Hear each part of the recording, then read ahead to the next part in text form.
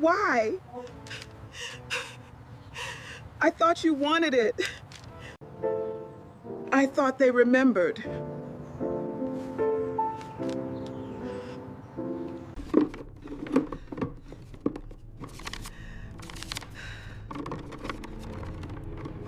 Three days after my daughter-in-law's birthday, I opened my front door and found the gift I had given her sitting on my porch.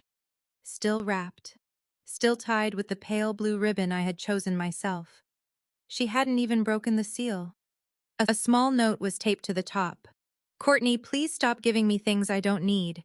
We're trying to reduce clutter." I stood there longer than I cared to admit, holding that box against my chest. Vanessa thought she had returned an old woman's sentimental little gift. She had no idea what I had hidden beneath the wooden lining. And if she had opened it before sending it back, the next few months of our family's life might have turned out very differently. Before I tell you what was inside, if you've ever had someone dismiss your kindness before understanding what it meant, please like this video and subscribe. And tell me in the comments, would you have given that gift back to her? I'd also love to know where you're watching from and what time it is there.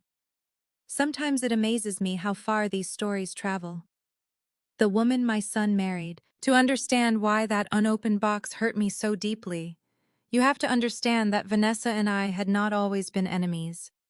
In fact, when my son Daniel first brought her to my house 6 years earlier, I wanted very badly to love her. Daniel was my only child. By then, I had already been a widow for 2 years, and although I had learned how to live alone, I had not learned how to stop missing my husband Richard. Richard and I had been married for 38 years. We raised Daniel in the same brick house in Charlotte, North Carolina, where I still lived. Richard had been the practical one in our marriage. He remembered insurance renewals changed the furnace filters before I thought about them, and somehow knew when the tires needed rotating just by looking at them. I had been an elementary school librarian. Books were my world. Richard used to tease me that I could remember the exact shelf where a child had misplaced Charlotte's Web, but could forget where I had put my own glasses. After he died, the house became painfully quiet. Daniel called almost every evening during that first year. Sometimes we talked for 20 minutes. Sometimes he simply asked whether I had eaten dinner. Those calls mattered more than he probably knew. So when he told me he had met someone serious, I was happy for him. Her name was Vanessa. The first time Daniel brought her to Sunday dinner, she arrived carrying white lilies and a bottle of wine. She was 36, then polished and beautiful in a way I had never tried to be. Her dark blonde hair fell perfectly around her shoulders. Her nails were immaculate, and even her casual clothes looked carefully chosen. Vanessa worked in interior design. Within 10 minutes of entering my house, she had complimented the original crown molding, noticed that my dining room chairs were walnut, rather than mahogany, and correctly guessed that the small Persian rug in my study had belonged to my mother. I liked her. That is important for me to admit. I didn't merely tolerate her because Daniel loved her. I genuinely liked her. She asked about Richard. She listened while I told stories about Daniel as a little boy. She laughed when I showed her the photograph of him wearing cowboy boots with his pajamas when he was 5. After dinner, Vanessa insisted on helping me wash the dishes. "You raised a good man," she told me. I remember looking at her and thinking, thank God, Daniel won't be alone. They married 11 months later. For their wedding, I gave them a handwritten cookbook containing recipes from both sides of our family. Vanessa hugged me when she opened it. "This is something we'll keep forever," she said. I believed her. For perhaps the first year, everything seemed fine. Then the changes began. They were so small at first that I questioned whether I was imagining them. At Thanksgiving, I wore a burgundy sweater Richard had bought me years before. Vanessa looked at it and smiled. "That color is so brave on you." Brave. It wasn't exactly an insult. Still, something about the way she said it made me suddenly aware that my sweater was probably 15 years old. A few months later, we were going to dinner for Daniel's birthday when Vanessa looked at my handbag. "Courtney, you still carry that?" I glanced down. It was a perfectly good brown leather purse. "Yes." She laughed lightly. "I admire that you don't care about those things." Again, not technically an insult. That became Vanessa's specialty. Words that sounded harmless if you repeated them to someone else. compliments with tiny blades hidden inside them. When Sophie, my granddaughter, turned 7, I bought her a handmade doll from a craft fair. 2 weeks later, I noticed it wasn't in her bedroom. Sophie told me Mommy said it didn't match. Match what? My room. Vanessa had redecorated Sophie's bedroom in white cream and pale pink. Apparently, the doll's blue dress disturbed the color palette. I said nothing. When Caleb turned 5, I gave him a wooden train set. Vanessa replaced it with a sleek electronic version, because as she explained, we're trying not to accumulate too many old-fashioned toys. I said nothing then either. I told myself these were small things. Different generations. Different tastes. Different ways of running a household. But slowly I noticed that Daniel had begun changing too. I used to drop by without warning. Then visits required planning. Sunday dinners became once a month, then every 6 weeks. When I invited them for Christmas Eve, Vanessa said they were trying to create traditions of our own. I understood that. What hurt was discovering later that their new tradition included Vanessa's parents, her sister, 2 cousins, and several friends. Apparently, the tradition was new only where I was concerned. Daniel called me Christmas morning. "Mom, don't make this into something." I hadn't said anything yet. That sentence told me Vanessa had already told him what I was supposedly feeling. I wasn't planning to. There was silence. Then he sighed. "She just wants some space." From me, not from you specifically, but it was always specifically me. When Vanessa's parents visited, they stayed in the guest room. When I visited, Vanessa suggested a nearby hotel because the kids' routines get disrupted. When her mother bought Sophie a dress, Vanessa posted photographs online. When I bought Sophie one, Vanessa exchanged it for store credit. And every time I mentioned something to Daniel, he gave me the same answer. Vanessa doesn't mean anything by it. That sentence became almost a family motto. She doesn't mean anything by it. When she interrupted me, she didn't mean anything by it. When she joked that my house looked like a time capsule, she didn't mean anything by it. When she suggested I let her redesign my living room because it was starting to feel like a retirement home, she didn't mean anything by it. When she introduced me at a neighborhood gathering by saying, "Courtney is very traditional, you know how mothers of that generation are," she didn't mean anything by it. But here's something I learned much too late. When someone hurts you once, intention matters. When someone hurts you the same way repeatedly, the pattern matters more. Still, I kept quiet. Not because I was weak, and certainly not because I didn't notice. I kept quiet because Daniel was my son, and I could see what happened whenever Vanessa and I disagreed. He became anxious. He tried to please both of us. He would call me afterward and say, "Could you just let this one go?" And because I was his mother, I did. Again, and again, and again. I thought I was protecting him. What I didn't understand was that every time I swallowed my hurt to keep peace in his marriage, I was teaching both of them something. I was teaching Vanessa that there would be no consequences for disrespecting me. And I was teaching Daniel that his mother's feelings were the easiest ones to sacrifice. The moment I truly realized something had changed came during a Sunday lunch about 18 months before Vanessa's birthday. We were sitting in their kitchen when Vanessa mentioned that a house near mine had sold for nearly $900,000. "That neighborhood has really gone up," she said. "It has." She looked at me. "Your house must be worth a fortune now." I laughed. "Only if I sell it." Vanessa smiled. "You've never thought about downsizing, number, really." All that space for one person. Daniel suddenly became very interested in his coffee. I looked from him to Vanessa. "I like my space." Vanessa lifted both hands. "I was just asking." Then she smiled again. "Eventually, though. I mean, nobody stays in a house that size forever." There was nothing openly cruel in the words, but something cold moved through me. It wasn't what she said. It was the certainty with which she said it. As if my home already belonged to some future version of the family. As if my decisions were temporary inconveniences standing between them and whatever came next. On the drive home, I heard Richard's voice in my memory. He used to say, "Pay attention when people start making plans with things they don't own." At the time, I told myself I was being oversensitive. Vanessa was simply practical. Daniel was simply caught in the middle. And families sometimes said careless things. So when Vanessa's 42nd birthday approached, I decided to make another effort. Not with something expensive, something personal. Something I thought might remind her that before the tension, before the subtle insults, before everything became complicated, there had once been warmth between us. I went upstairs and opened the cedar chest at the foot of my bed. Inside was a wooden recipe box that had belonged to my mother. Years earlier, Vanessa had held it in her hands and said it was beautiful. I remembered that moment. Perhaps she didn't. I spent weeks restoring it. I polished the wood. I copied old recipes onto fresh cards. My mother's peach cobbler, Richard's favorite pot roast, the cinnamon coffee cake Daniel used to request every Christmas morning. I thought I was preparing a birthday present. I didn't yet realize I was preparing a test. Because by then, Vanessa had begun asking more questions about my finances, and Daniel had begun talking about a house they wanted but couldn't quite afford.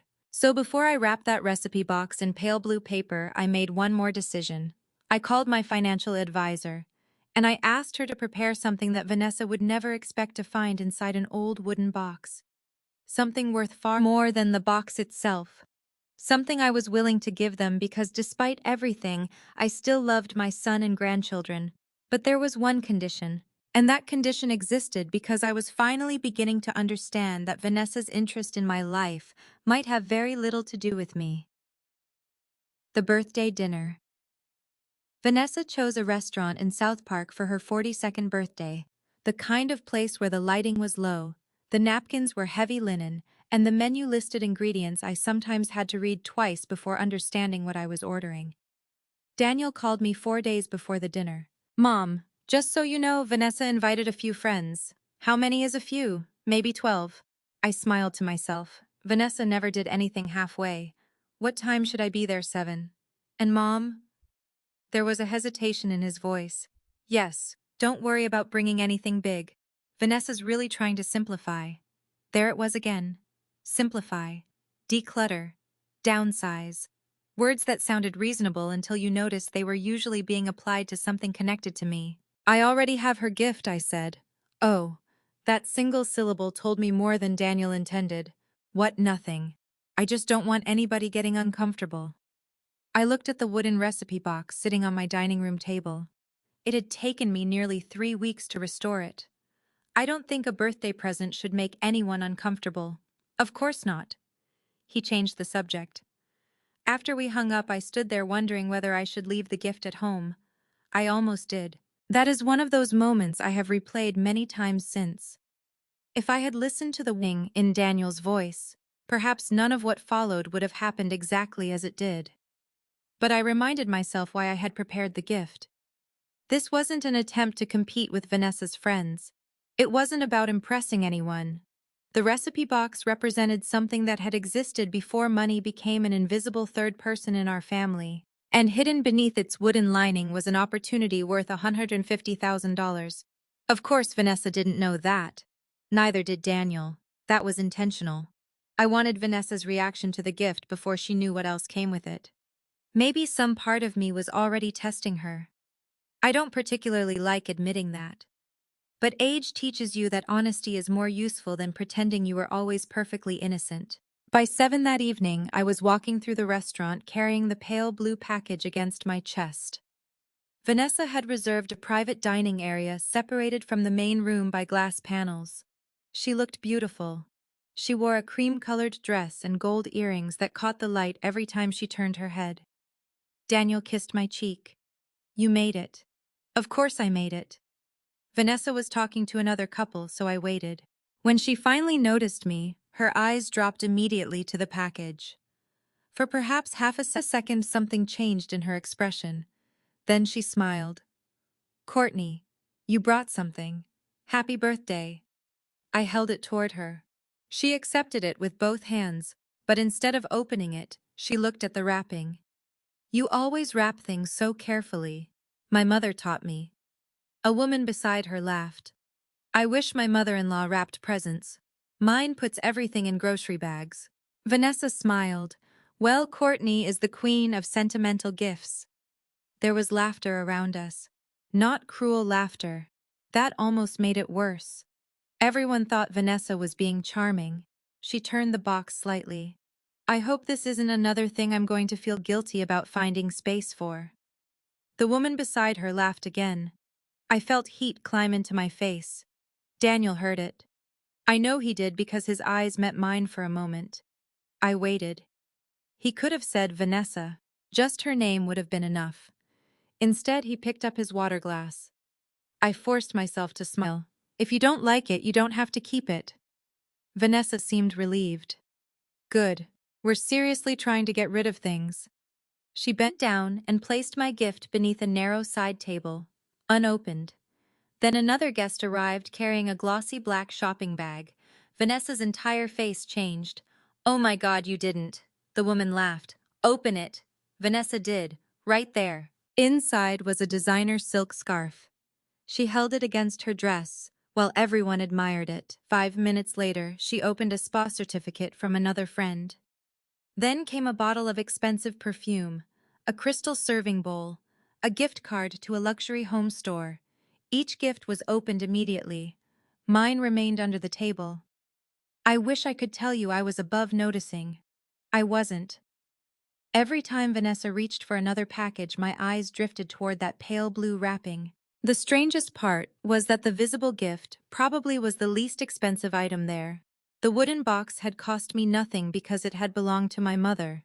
The restoration materials were perhaps $30. The recipe cards cost less than 10. If someone judged the gift by its market value, it was insignificant. But underneath the false bottom was a sealed cream envelope containing a letter from me and preliminary instructions from my financial advisor. I had decided to give Daniel and Vanessa $150,000 toward the down payment on a larger home, not lend, give. I had even imagined Vanessa opening the box later that night. I pictured her reading the recipes first, maybe smiling when she found the cinnamon coffee cake.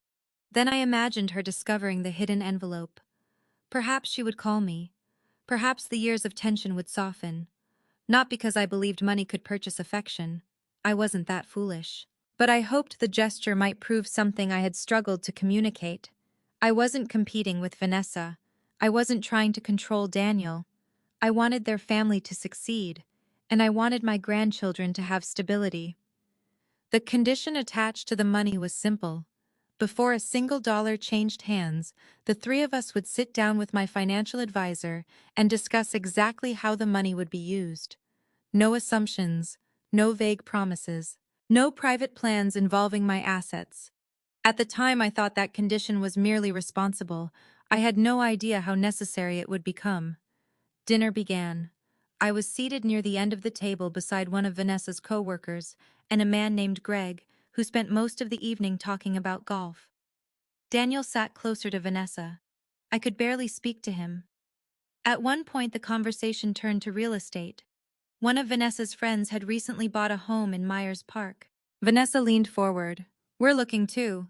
I glanced at Daniel. He didn't look at me. "Oh, really?" someone asked. "We've outgrown our place," Vanessa said. "With Sophie and Caleb getting older, we need more room." What area? Vanessa named a neighborhood where even modest houses were expensive. Greg whistled. "That's a serious upgrade." Vanessa smiled. "We're working on it." Then she added something that made me put down my fork. "We should be in a position to make a move pretty soon." Daniel's shoulders tightened. It was subtle. I probably noticed only because I was his mother.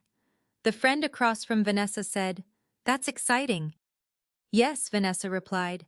"Some things are finally lining up." Some things. I looked at Daniel again. This time he met my eyes, then immediately looked away. A small knot formed in my stomach. Daniel had told me 2 months earlier that they didn't have enough saved for the down payment they would need. Nothing about their circumstances had changed as far as I knew, yet Vanessa sounded remarkably confident. I wanted to ask questions. I didn't.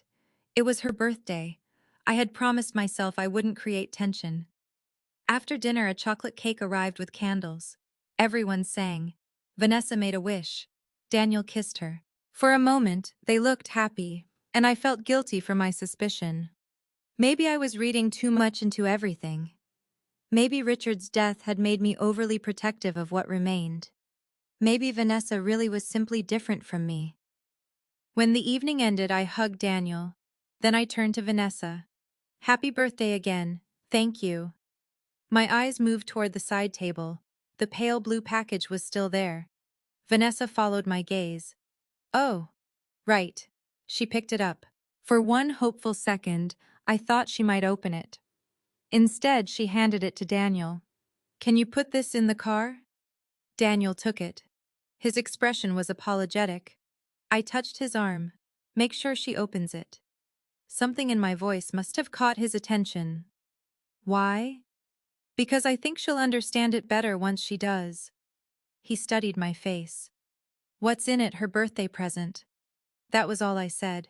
Driving home through Charlotte that night, I tried to convince myself the evening hadn't mattered. Vanessa had been busy. She had guests. Maybe she wanted to open my gift privately. Perhaps that was actually more respectful. I imagined her sitting at the kitchen counter the next morning lifting the lid of my mother's recipe box. I imagined her discovering what was hidden beneath it. I imagined my phone ringing. It didn't ring the next morning. Or the next. On the third morning, just after 8, someone knocked once at my front door. By the time I reached it, no one was there. Only a pale blue box. My ribbon was still tied exactly as I had tied it. The paper was unbroken. And taped across the top was Vanessa's note. Courtney, please stop giving me things I don't need. We're trying to reduce clutter. I carried the package inside. I placed it on my kitchen table. Then I ran one finger beneath the seam of the wrapping paper. Still sealed. She truly had never opened it. For several minutes, I simply stared. Then something unexpected happened. The hurt inside me became very quiet. Because Vanessa had just answered a question I hadn't realized I was asking. She had decided what my gift was worth without ever looking inside. And suddenly I wasn't sure the $150,000 hidden beneath that wooden lining belonged in her hands at all. What I put inside. I left the package on my kitchen table for the rest of that morning. Every time I walked past it, Vanessa's note seemed to grow louder. Please stop giving me things I don't need. There was something almost absurd about those words when I knew what was sitting beneath that wrapping paper. But before I tell you about the envelope, I need to tell you about the box. Because the box mattered. It had belonged to my mother, Helen. She was not a woman who owned many beautiful things. My father worked for the postal service, and my mother spent most of her life stretching one paycheck farther than it had any right to go. She sewed curtains instead of buying them. She saved wrapping paper. She washed aluminum foil and used it again, but she could cook. Lord, that woman could cook. The wooden recipe box sat on our kitchen counter throughout my childhood. It was small dark walnut with rounded corners and a brass hinge that squeaked whenever the lid opened. Inside were hundreds of index cards covered in my mother's handwriting. Some had stains, some had notes in the margins. Richard likes extra pepper. Courtney says less onion. Daniel ate 2 pieces. My entire family existed in those little comments. When my mother died, the recipe box came to me. For years, I kept it in my kitchen. Then one afternoon, about 5 years earlier, Vanessa noticed it while helping me prepare Thanksgiving dinner. This is beautiful, she said. She picked it up carefully. Is it antique? I laughed. In our family, that usually means we were too cheap to throw something away. No, seriously. I love things like this. She ran her fingers across the lid. Pieces with history. That moment stayed with me. Perhaps because it came from a time when I still believed Vanessa and I might become close. So when her 42nd birthday approached, I remembered what she had said. I took the box to a small woodworking shop outside Charlotte. The owner, a man named Samuel, told me the wood was still in excellent condition. Don't over-restore it, I said. I want it to look like my mother's. He understood. He repaired the hinge, cleaned the wood, and polished it just enough to bring back the warm brown grain. When I picked it up, I nearly cried. It looked like my childhood. I spent the next several evenings copying recipes. Not every recipe, only the ones that meant something. My mother's peach cobbler, Richard's Sunday pot roast, my grandmother's biscuits. The chicken casserole Daniel requested every birthday until he turned 14 and suddenly decided casseroles were embarrassing. And of course, the cinnamon coffee cake. When Daniel was little, he used to sit on the kitchen counter while I made it. Years later, Sophie loved it too. I wrote each recipe by hand because photocopies felt wrong. On some cards, I added little notes. Sophie likes extra cinnamon. Caleb prefers this without walnuts. Daniel once tried to make this at age 9 and used salt instead of sugar. I wanted Vanessa to open the box and understand that I wasn't giving her clutter. I was giving her a place inside our family's history. That was the visible gift. The hidden gift began with a conversation Daniel and I had almost 2 months earlier. He came to my house alone one Sunday afternoon. We were drinking coffee when he mentioned that he and Vanessa had been looking at houses. "We need more room," he said. "How much more room?" He smiled. "According to Vanessa, apparently enough to host the United Nations." I laughed. At first the conversation was easy. Then he became quiet. He told me they had found a house they loved. 4 bedrooms, a large backyard, good schools, close enough that Sophie wouldn't have to change districts. "What happened?" I asked. "Nothing happened. I knew my son. Daniel." He sighed. "We don't have enough cash for the down payment we'd need to make the numbers comfortable." I waited. He didn't ask me for money. That mattered. Instead, he said, "We'll figure it out." "How much are you short?" He shook his head. "Mom, I'm not asking. I know. Vanessa would kill me if she thought I came over here asking you for money." At the time, I believed him. I asked again. Eventually, he admitted they were probably $125,000 to $150,000 away from the kind of down payment that would keep their monthly costs manageable. That number stayed in my mind after he left. I could afford it. Richard had been careful with money, very careful. In addition to our retirement accounts, he had invested in a commercial property partnership with 2 longtime friends, years before Charlotte began growing as quickly as it did.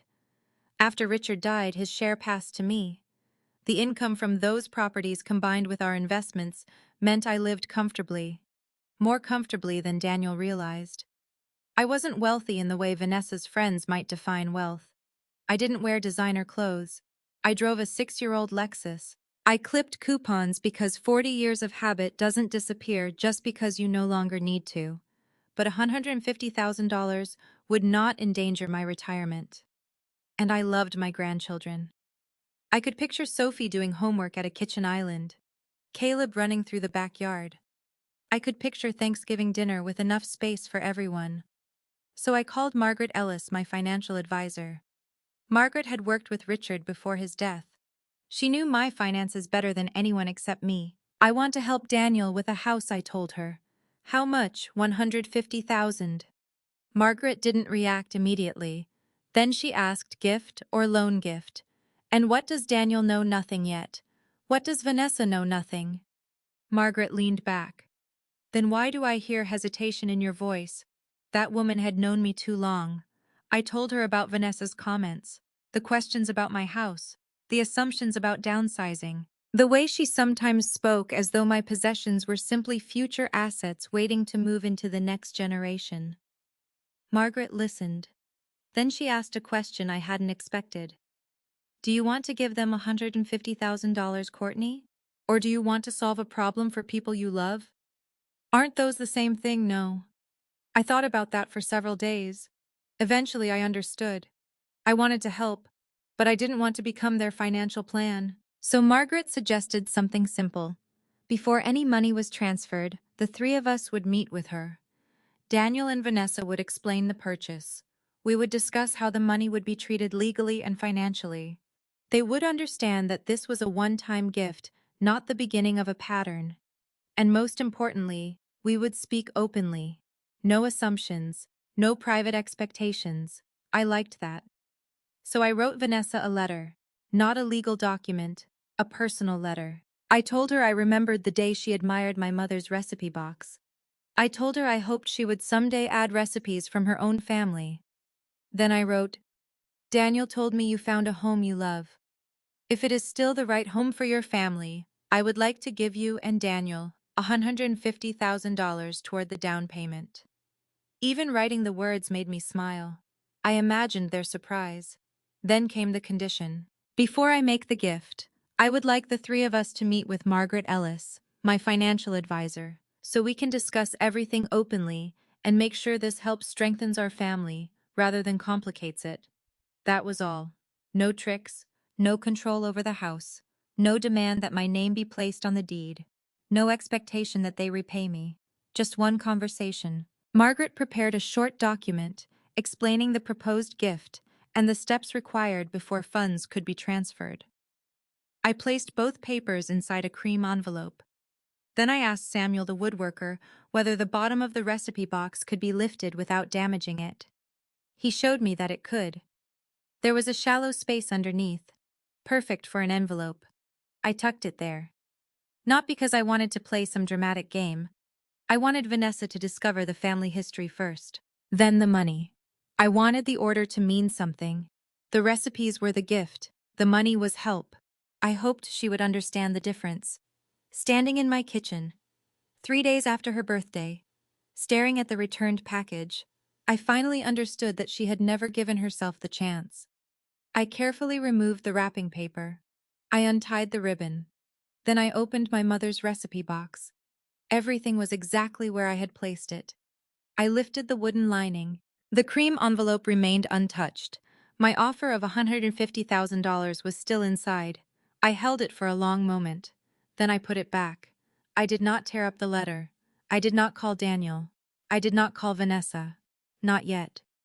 Instead, I made myself a cup of tea and sat across from that old wooden box. Richard used to tell me that important decisions should survive one night's sleep before becoming permanent. So I decided to wait. But something inside me had already changed. Until that morning, I had been thinking about whether Daniel and Vanessa needed my help. Now I was asking a very different question. Did they respect me enough to receive it? And for the first time, I wasn't certain the answer was yes, the house they couldn't afford. The next morning, the recipe box was still sitting on my kitchen table.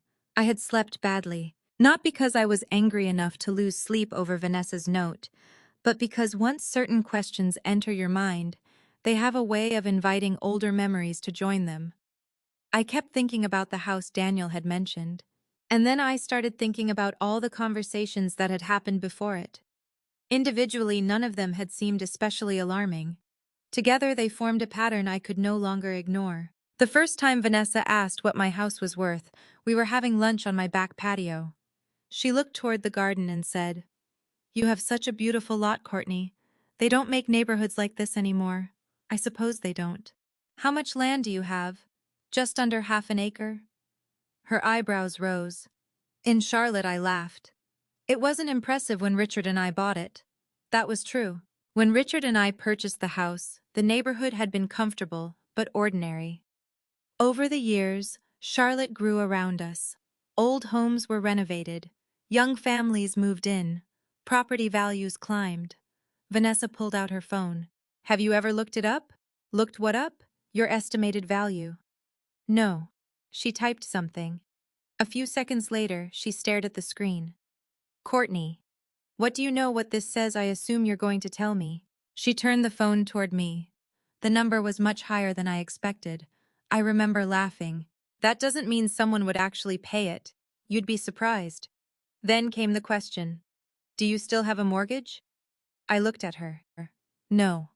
Her expression changed for only a second. Wow. Richard and I had paid off the mortgage years earlier. I didn't think of that as remarkable.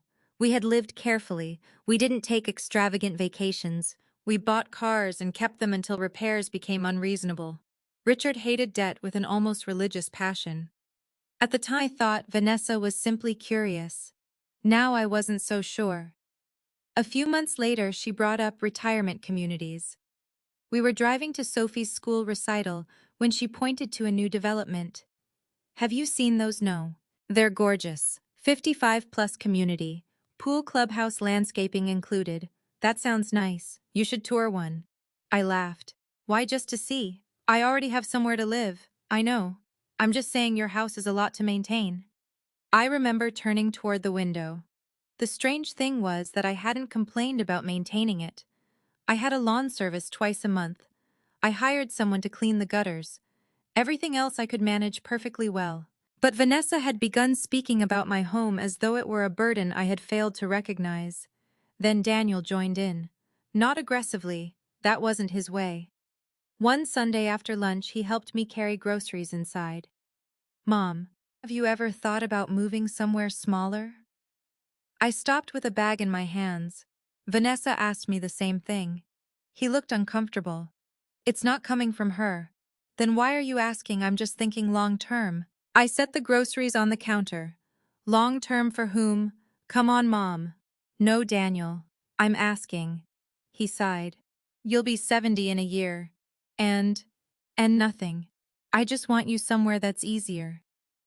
I looked around my kitchen. The room where I had made breakfast for him before school. The counter where Richard used to read the newspaper. The window overlooking the dogwood tree we planted on our 20th anniversary. What's difficult about here? Daniel had no answer. He kissed my cheek before leaving and told me to forget he'd mentioned it. I tried, but I didn't. Then came the house they wanted. Daniel showed me photographs during the Sunday afternoon, when he finally admitted they were short on the down payment. The house was beautiful. There was no denying that. White brick, black shutters, a wide front porch, 4 bedrooms plus an office. The backyard had mature trees and enough space for Caleb to kick a soccer ball without sending it into a neighbor's flower bed. I could understand why they wanted it. What I couldn't understand was why they believed they needed it immediately. Their current house was perfectly comfortable. 3 bedrooms, a decent yard, good neighborhood. But Vanessa had become increasingly dissatisfied. The kids are growing, Daniel explained. They don't need separate houses, Daniel. They need separate bedrooms. They already have those. He smiled. You sound like Dad. I'll take that as a compliment. He laughed. Then his expression became serious. Vanessa's business has been doing better. And I've had a good year. We thought maybe it was time. How much is the house? He told me. I nearly dropped my coffee. Daniel. I know.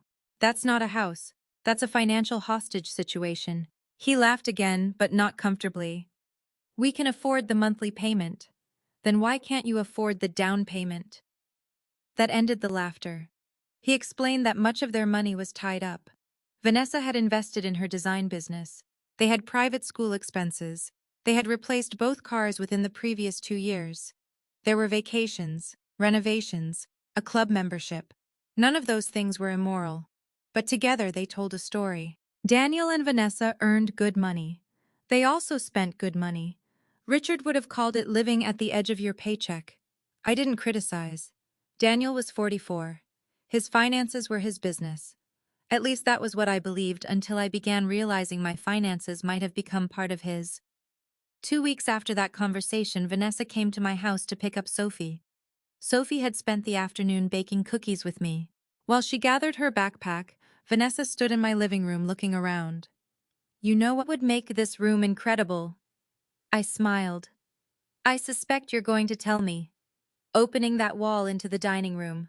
No, she laughed. You didn't even think about it. I like walls. You're impossible. She walked toward the fireplace. This place could be spectacular with the right renovation. I think it's spectacular now. She smiled. You're sentimental. Yes. Then her eyes moved toward the staircase. How many bedrooms again? 4. And you use 2, I use whichever ones I please. She laughed as though I were joking. Then she said, you could sell this place, buy something half the size and probably have hundreds of thousands left over. There it was again. Not simply concern about my comfort. Arithmetic. I looked at her. Why are you so interested in what happens if I sell my house? For the first time, Vanessa seemed caught off guard. I'm not. You bring it up often. Because I work with homes. I notice these things. Sophie came downstairs before I could respond. The conversation ended, but the feeling didn't. A month later, Daniel casually mentioned that Vanessa thought I would eventually move. Eventually. Such an innocent word. But eventually was beginning to sound like a date everyone knew except me. That was why I called Margaret before offering the $150,000. I needed something clearly defined. One gift, one purpose, one conversation, no assumptions beyond it. Sitting at my kitchen table after Vanessa returned the birthday package, I began wondering whether even that had been too generous. I opened my laptop. For the first time in years, I looked up my own house. The estimated value made me stare at the screen. Then I checked my investment accounts. The commercial property distributions. My retirement funds. The savings Richard and I had built. I understood something then. Vanessa wasn't looking at an old widow living alone in a large house. She might have been looking at an estate. And perhaps Daniel, without realizing it, had started doing the same. The thought hurt more than the returned gift. I closed the computer. That afternoon, Daniel called. "Hey, Mom." His voice sounded too casual. "Hello." A pause. Then he said, "Vanessa told me she dropped something off at your house." Something. Not the gift. Not your gift. Something. She did. She didn't want you to take it personally. I almost laughed. Returning a birthday gift unopened with a note telling someone to stop giving you things was a remarkably efficient way to make something personal. But I kept my voice calm. I'm not going to argue with her about it. Good. Another pause. Then Daniel said, "She just doesn't like clutter." I looked at the recipe box. My mother's handwriting, Richard's favorite meals, my grandchildren's little preferences, and beneath all of it, $150,000 they knew nothing about. I understand.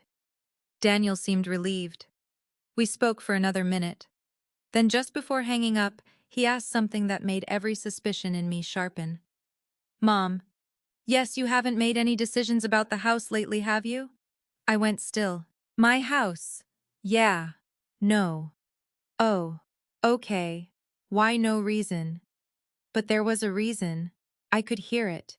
And suddenly I remembered something else. Something I had overheard at Daniel's house several weeks earlier. At the time I hadn't understood why it mattered. Now I did. Vanessa had been speaking to someone on the phone, a mortgage broker I would later learn, and she had used two words I could no longer dismiss. Family funds. Did you open Mom's present? Daniel called again the following evening. I was standing at the kitchen counter slicing an apple when his name appeared on my phone. For a second I considered letting it ring. That wasn't like me. Even when Daniel and I disagreed, I answered his calls. But something about the conversation the day before had left me unsettled. Not Vanessa's returned gift. Not even her note. It was Daniel asking whether I had made any decisions about my house. The question felt connected to something I couldn't quite see yet. I answered. "Hello, hey, Mom." His voice had that careful tone people use when they have rehearsed the beginning of a conversation. "Everything all right?" "Yeah. I just wanted to check on you. You checked on me yesterday." "I know." I waited. Daniel cleared his throat. "Vanessa feels bad." That surprised me enough that I stopped cutting the apple. "About what, the present?" I looked across the room. The recipe box was still on my kitchen table.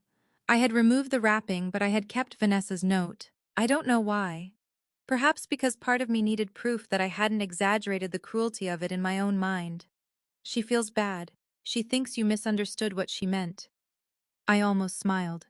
What did I misunderstand? She wasn't rejecting you. She returned a birthday gift unopened.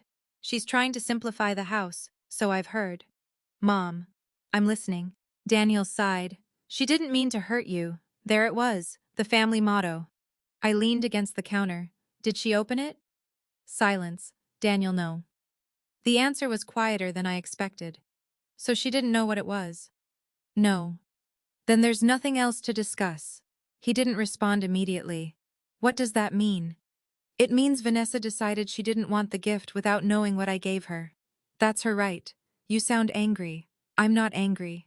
And surprisingly, I wasn't. The anger had passed. What remained was disappointment. And underneath that, something stronger. Clarity. "Mom, you're doing that thing." "What thing?" "Where you get very calm and somehow that makes everything worse." Despite myself, I laughed. "That sounds like something your father would have said." Daniel didn't laugh. "Was there something special in the box?" "Yes." "What?" "Something I intended for Vanessa."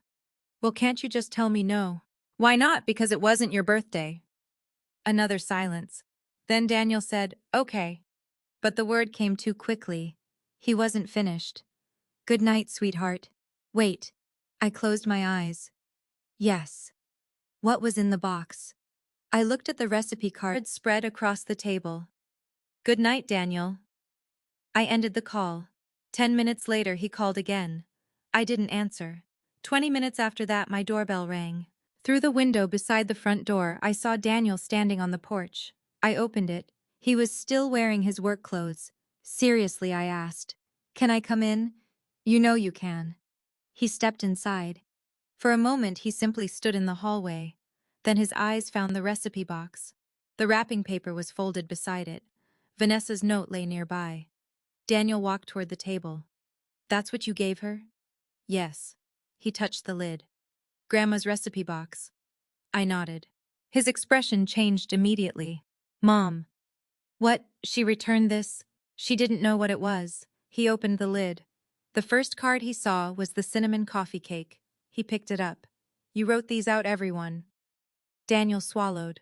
For the first time since the package had appeared on my porch, I saw genuine embarrassment on his face. I'm sorry. I believed him. But apologies can be sincere and still incomplete. She thought it was something decorative, he said. Apparently, she shouldn't have returned it. No, I told her that. I studied him. Before or after you started wondering what was inside, his face tightened. That's not fair, isn't it? He pulled out a chair. Mom, I'm trying to fix this. Then start by telling me why you asked about my house yesterday. He looked away. It was just a question. No, Daniel. I sat across from him. You've known me 44 years. You know I don't enjoy games. If there's something you want to ask me, ask. He rubbed both hands over his face. Vanessa thinks you're upset with us. That isn't an answer. She thinks maybe you're reconsidering some things. What things? He didn't respond. I felt my heartbeat change. Not faster. Heavier. Daniel. I don't know. You came across town after dinner because you don't know. He looked at the recipe box again. Then his eyes narrowed slightly. The box had a removable wooden lining, but unless someone knew where to press, it wasn't obvious. Daniel didn't know. Neither did Vanessa. Still, something in his expression told me his mind was working. Finally, he asked the question that changed the entire conversation. Mom, was there money in there? I stared at him. For several seconds, neither of us spoke. I had expected curiosity, maybe even suspicion. But not that. Not so quickly. Why would you ask me that? Daniel shifted in his chair. I don't know. You do know. Because you said it was important. A family recipe box is important. I know. Then why money? He stood and walked toward the kitchen window. I watched the back of his neck turn red. Daniel had done that since childhood whenever he was caught hiding something. Vanessa thought maybe, he began. He stopped. Vanessa thought what? That you might help us. There it was. Not the whole truth, but finally a piece of it. With what he turned. The house. I kept my face still. Did I promise to help you with the house? No. Did I promise Vanessa? No. Did I tell either of you I was considering giving you money? No. Then why would Vanessa think my birthday present to her contained money for your house? She didn't. You just said she did. No, I said she thought maybe you might help us. After I told her there was something important in the gift, she wondered if the two things were connected. I heard Richard's voice in my head again. Pay attention when people start making plans with things they don't own. How much does Vanessa think I might give you? Daniel's eyes moved away. That was enough. I stood. How much?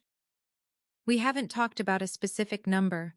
I knew my son was lying, not well, but lying.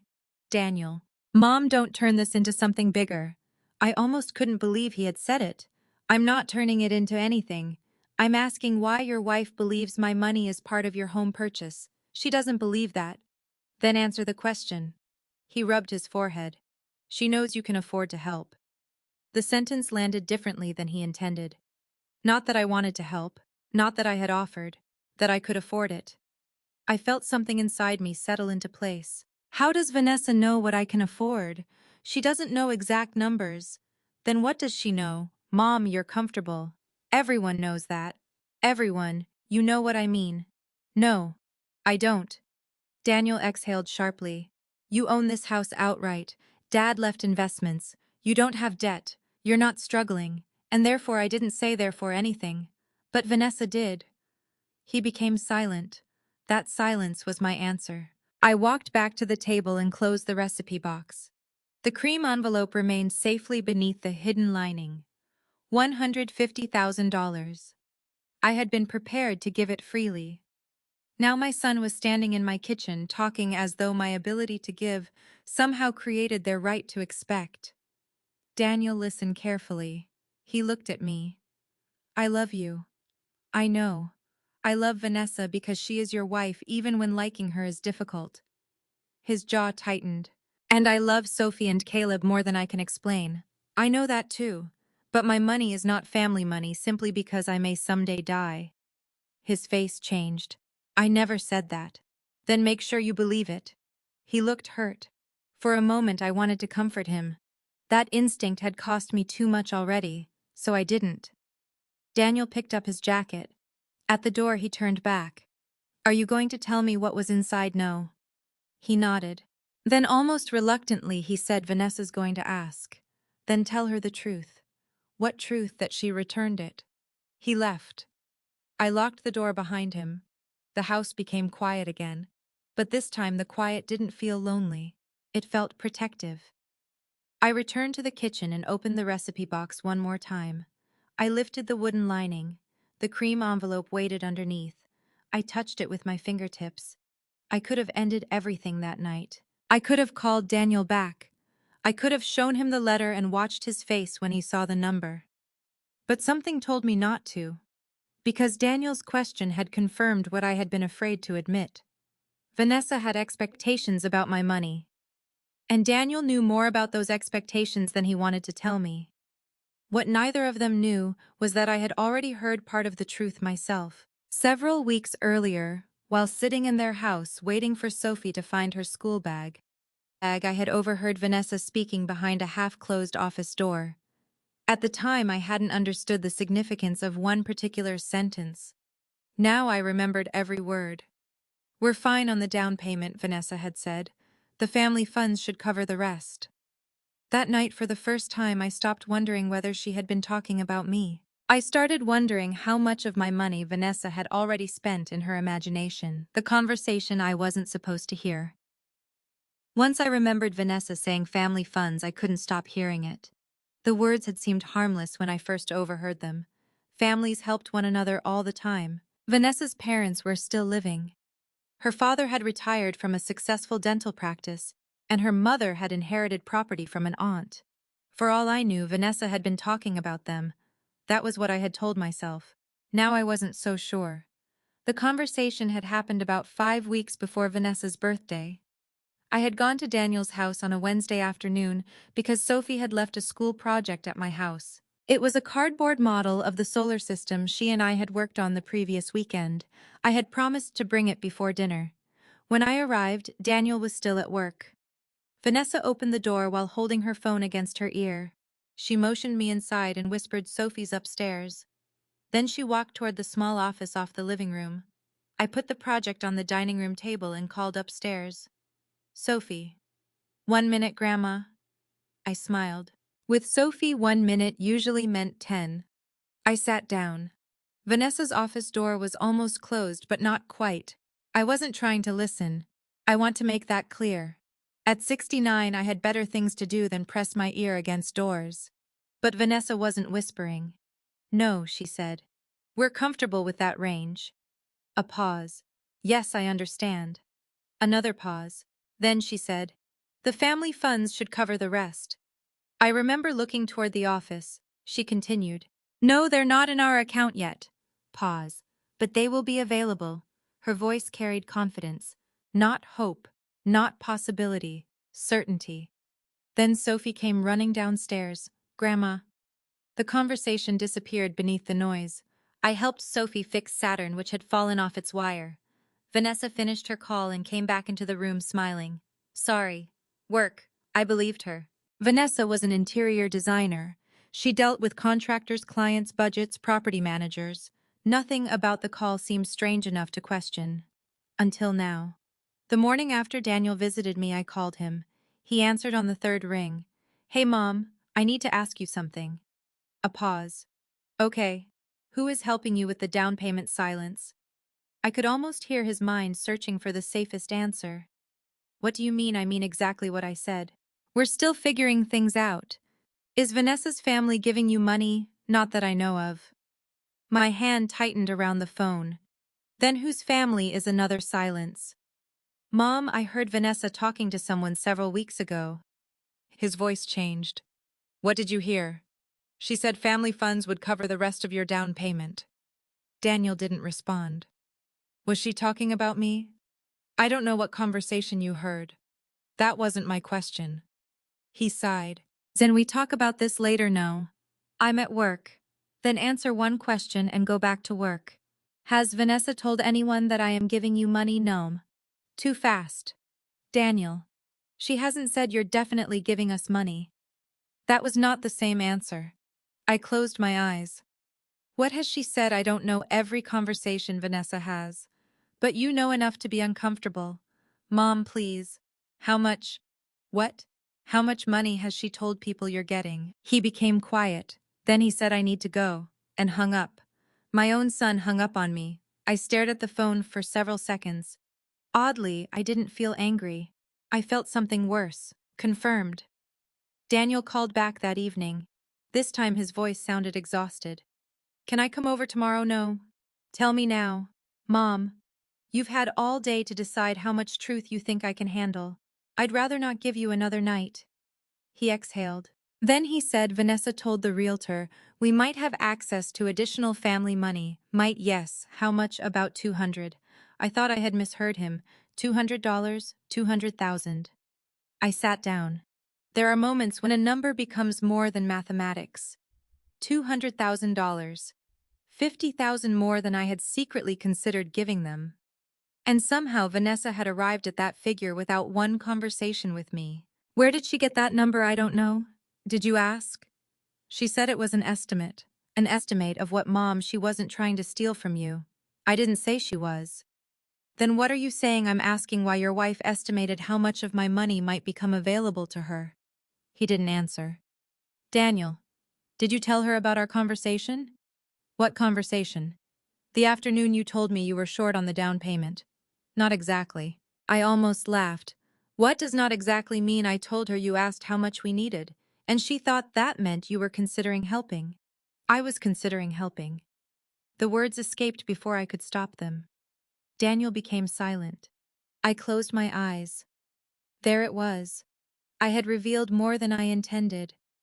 You were... Yes. How much? That no longer matters. Mom. No. I stood and began pacing. You came into my house and told me about a problem. You specifically said you weren't asking me to solve it. I respected that. Privately, I considered helping because I love you. Somewhere between that conversation and your mortgage application, Vanessa turned my private generosity into projected income. She didn't put your name on anything.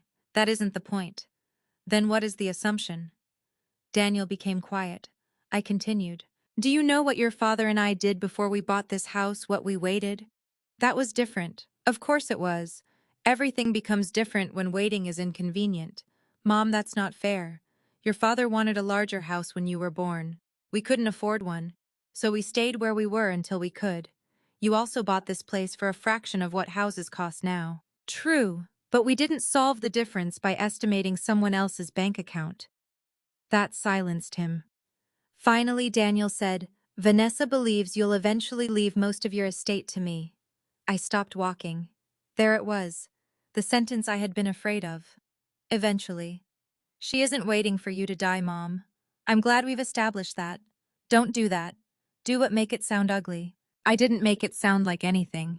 You told me your wife has been calculating her financial future based on an inheritance from a woman who is still alive. She thinks of it as family wealth.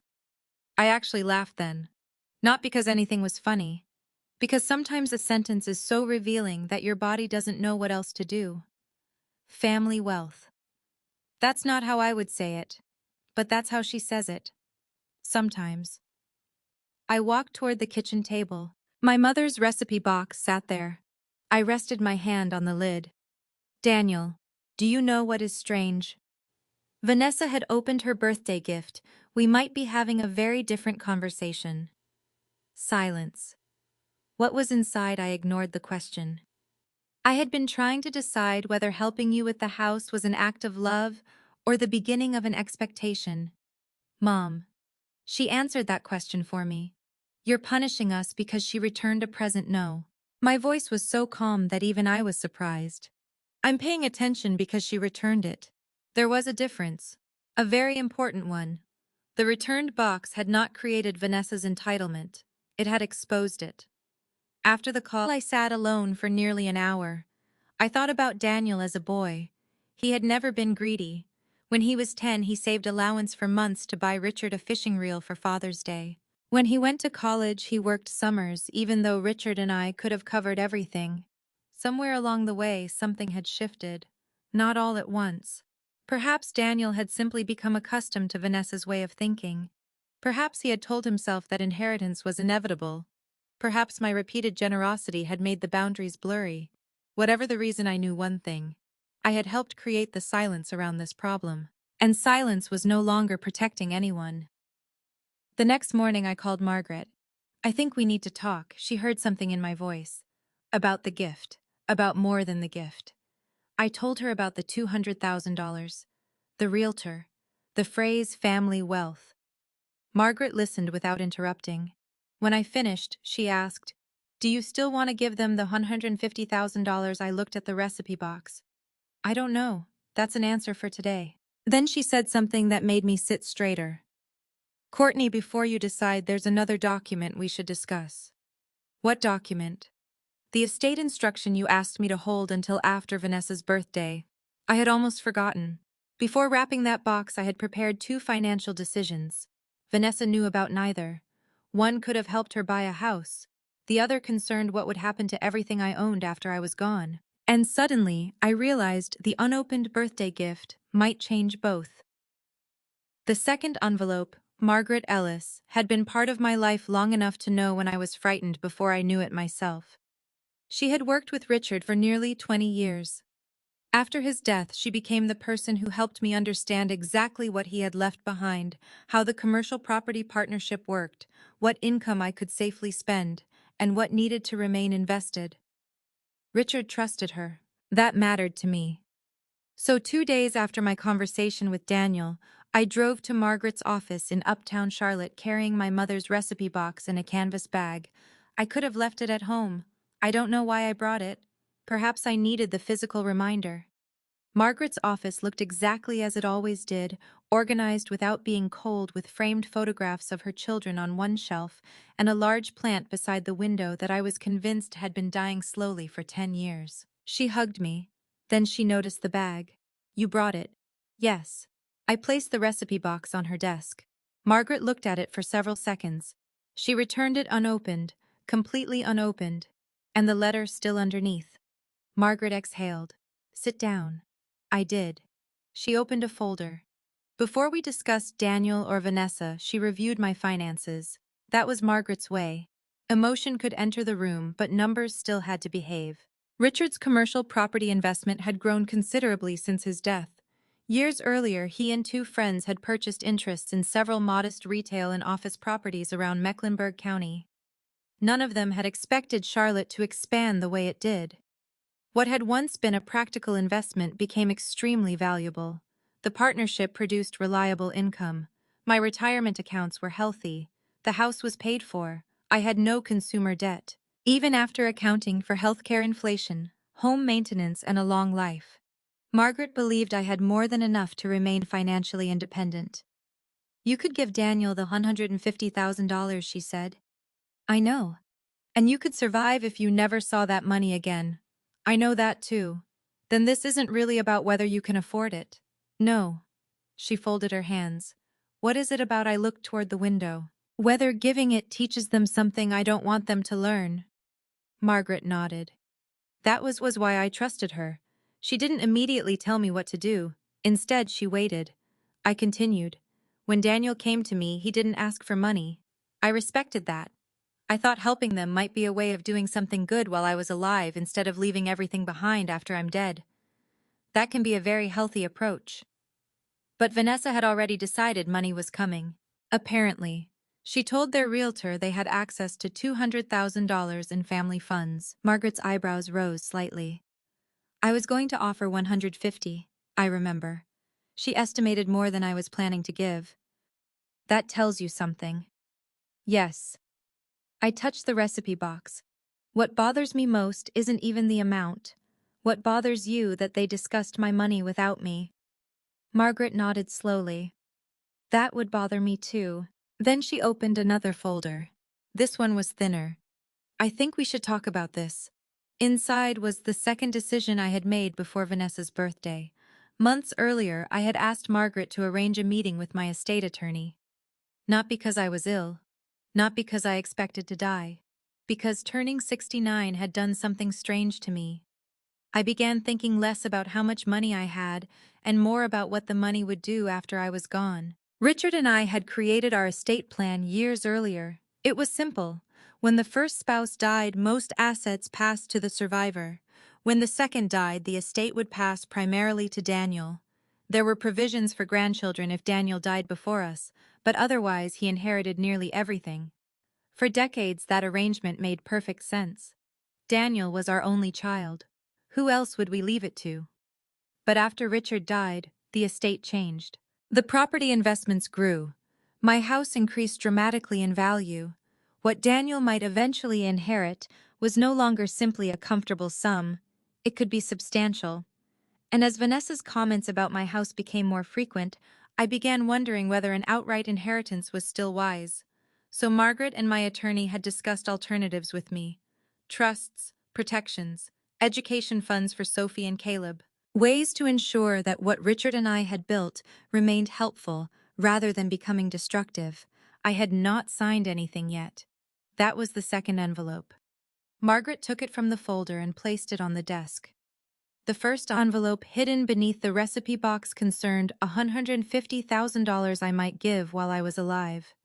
The second concerned nearly everything that would remain when I wasn't. I stared at it. I was going to sign after Vanessa's birthday. I know. I thought maybe helping them with the house would tell me something. Did it? I gave a small laugh. She returned the test before reading the question. Margaret smiled, but only briefly. Then she said, Courtney, you don't need to make an estate decision because you're hurt. I don't want to. Good. I also don't want to ignore what I've learned because I'm afraid of looking vindictive. That is different. I looked at the envelope. Richard and I had talked about inheritance many times. He was generous, but he had an almost stubborn belief that money should solve problems, not create them. Once when Daniel was 26, he wanted to buy a car that was far beyond what he could comfortably afford. Richard refused to help. Daniel was furious. Afterward, I told Richard he was being hard on him. Richard said, if I pay for a bad decision, Courtney, I haven't helped him. I've only made the bad decision easier. I had thought he was too strict. Daniel eventually bought a cheaper car. Years later, he admitted his father had been right. Sitting in Margaret's office, I wished Richard were beside me. Then I remembered another conversation. It happened shortly before he died. We were reviewing some financial documents at the kitchen table. Richard had already become tired easily. He put down his pen and listened. It happened shortly before he died. We were reviewing some financial documents at the kitchen table. Richard had already become tired easily. He put down his pen and looked at me. Promise me something. What? If I'm gone first, don't let anybody make you feel guilty for being secure. I laughed then. Who would do that? People don't have to be bad to become strange around money. I stopped laughing. He covered my hand with his.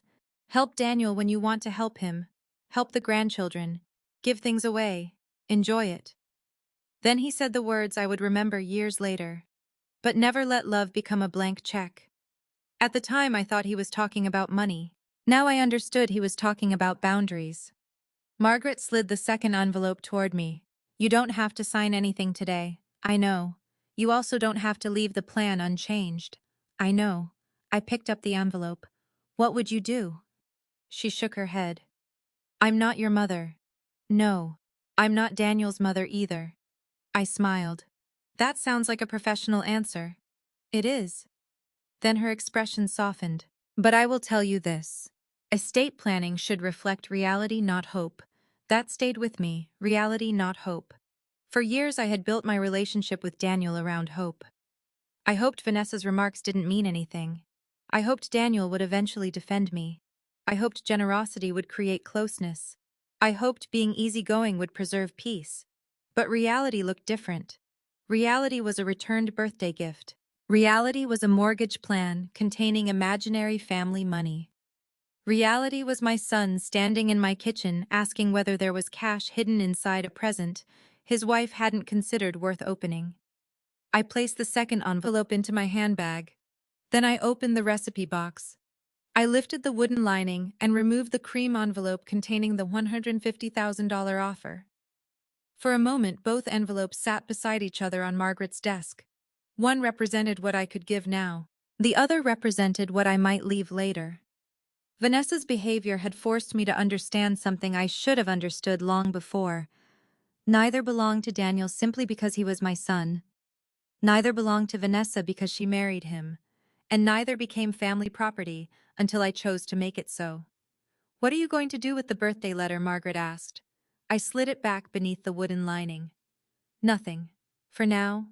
For now. And the estate documents. I'm taking them home." Margaret nodded. I stood. As I reached the door, she called my name. "Courtney." I turned. "Whatever you decide, make sure you're protecting something, not punishing someone." That sentence followed me all the way home. Protecting, not punishing. I didn't want revenge. I didn't want Vanessa humiliated. I didn't want Daniel frightened about his inheritance. I wanted something much simpler. I wanted my family to understand that loving me did not entitle them to what I owned. That evening, I placed the recipe box back on my kitchen table. The $150,000 letter remained hidden inside. The second envelope went into the locked drawer of Richard's old desk. I thought I had time to decide what happened next. I was wrong. Because Daniel had apparently told Vanessa there might have been something important inside the gift she returned. And the following afternoon, a black SUV pulled into my driveway. Vanessa stepped out. She wasn't carrying flowers. She wasn't carrying an apology. She walked straight toward my front door. And the first thing she looked for when I let her inside was the recipe box. Vanessa comes back for the box. Vanessa had been inside my house hundreds of times, but I had never seen her enter it quite like that. Usually she noticed things: a new throw pillow, a vase that had moved from one table to another, a photograph she thought would look better in a different frame. That afternoon she noticed only one thing: my mother's recipe box. It was sitting on the kitchen table exactly where I had left it. Her eyes found it before she even removed her sunglasses. "So that's what you gave me. No hello, no apology, not even an attempt at small talk." I closed the front door behind her. "Yes." She walked toward the kitchen. I followed slowly. Vanessa stopped beside the table and touched the lid. For a moment her expression softened. "I remember this. I know. Your mother's." "Yes." She looked at me. "Why didn't you tell me I gave it to you? You wrapped it. That is generally what people do with birthday gifts." Her mouth tightened. "You know what I mean." Actually, I did. She meant, "Why didn't you tell me it was something valuable before I rejected it?" But I wasn't going to help her say it. She opened the lid. I had left the recipe cards inside. Vanessa pulled out the first few: my mother's peach cobbler, Richard's pot roast, the cinnamon coffee cake. "You wrote all these, yes?" Her expression shifted. Not dramatically. Just enough that I could see she understood, perhaps for the first time, that she had returned something I had spent more than a few minutes preparing. "I thought it was—" she began. "What?" She hesitated. "I don't know. Something decorative." "You didn't know because you didn't open it." "I was overwhelmed after the party." "You returned it 3 days later." Vanessa put the cards back. "Courtney, I came here to clear this up, not fight." "Good. I didn't mean to hurt your feelings." There it was again. "Didn't mean to." A phrase our family had used so often that it had become permission. I pulled out a chair. "Would you like coffee?" She looked surprised. "No. Tea? No." "Then sit down." She remained standing. Daniel said there might have been something else in the box. There it was. We had reached the real reason for the visit much faster than I expected. I sat. What else he didn't know? Then why did he tell you there was? He said you were acting strange about it. I almost smiled. Strange. He said you wouldn't tell him what was inside. It wasn't his gift. Vanessa crossed her arms. You're doing this intentionally. Doing what making everything mysterious. I looked at her. Vanessa, you returned the package. There was no mystery until Daniel told you there might have been something you wanted. Her face flushed. That isn't why I'm here. Then why are you here to apologize? Go ahead. She stared at me. For once, Vanessa seemed to have no prepared response. Finally, she said, I'm sorry I returned your gift. I waited. That sounds different from being sorry you hurt me. Oh, for heaven's sake. There she was. The Vanessa I knew. Impatience had cracked the apology open. I knew this would happen, she said. What would happen? You'd turn one little thing into some huge emotional issue. One little thing. Yes, I returned a present. I shouldn't have. Fine, I'm apologizing. And now you'd like it back. Her eyes moved toward the box. I assumed that's why you kept it. That sentence fascinated me. She assumed I kept my own property so she could reclaim it. No. What are you going to do with it? I haven't decided. She stepped closer and reached toward the box. I placed my hand on the lid. Vanessa stopped. You can't be serious. I am. It was given to me, and returned to me. Courtney, you made a decision. I made a mistake. Those are sometimes the same thing. Her face hardened. This is childish. No. Childish would be hiding the box because I wanted you to beg for it. Aren't you? No. I meant it. I did not want Vanessa begging. I wanted honesty. Then give it back. Why? Because it was my birthday gift. You decided you didn't want it. I didn't know what it was. I held her gaze. That is exactly the point. Silence settled between us. Vanessa looked away first. Her eyes traveled around my kitchen, toward the cabinets, the dining room beyond, the hallway leading toward the living room. I wondered how many times she had stood in my house calculating what it might someday become in dollars. Then she said, Daniel told me you were considering helping us with the new house. I felt my chest tighten, although I had expected this. Did he? He said you asked how much we needed. I did. So you were considering it. That was a private conversation between my son and me. I'm his wife. Yes. So financial decisions involving him involve me. Financial decisions involving my money involve me first. Her jaw tightened. No one said otherwise. You told your realtor you expected $200,000 in family funds. Vanessa's face went still. That was the first moment. She truly looked afraid. Daniel told you that he did.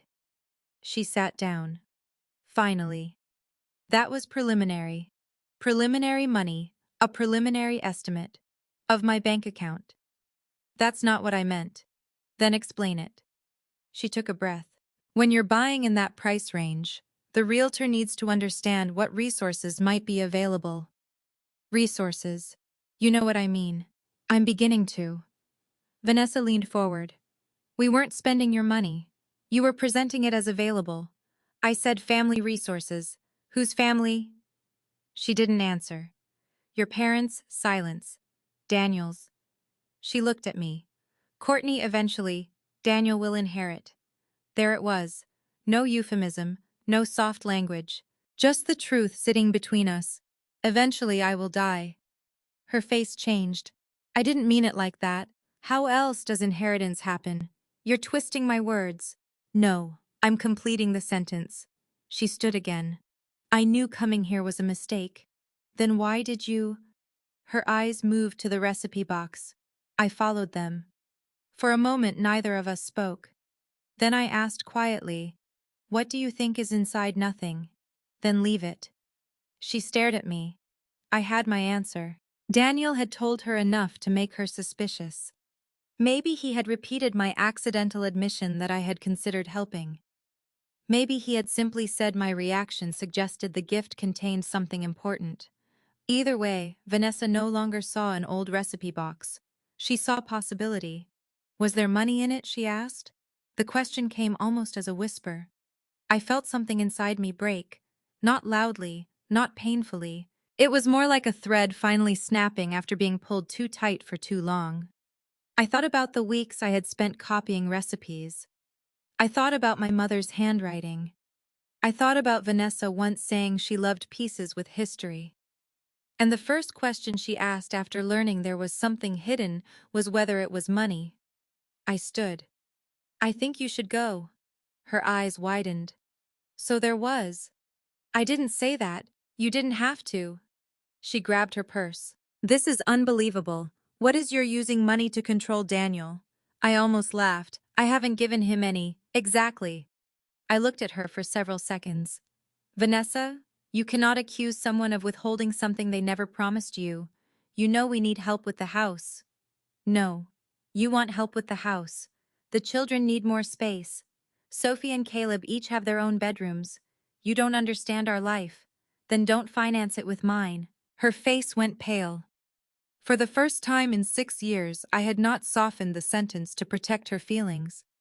Vanessa moved toward the door, then stopped. Daniel is your only child. I'm aware.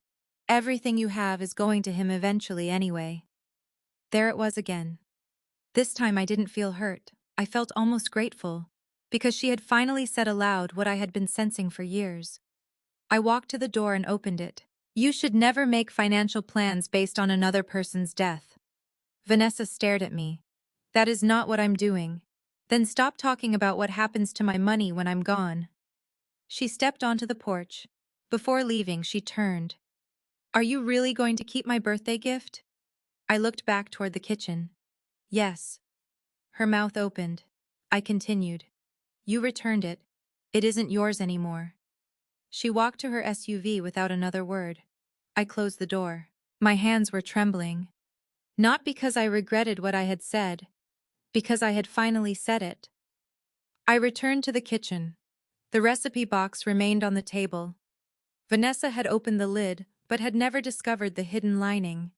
She had been inches from the envelope, inches from learning that the woman she accused of withholding money had already offered her $150,000. I sat down and ran my fingers across the polished wood. Margaret's words came back to me. Protect something, not punish someone. I knew what I had to do next.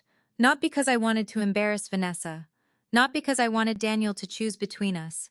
Because secrets had become part of the problem. My secret offer. Their secret assumptions.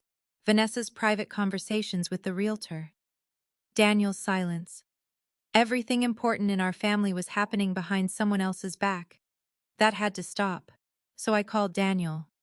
Mom, I need you and Vanessa to come here tomorrow evening. He sounded worried. What happened? She came to see me. Oh God. I'm not going to discuss it on the phone. Is she okay? She is fine. What do you want to talk about?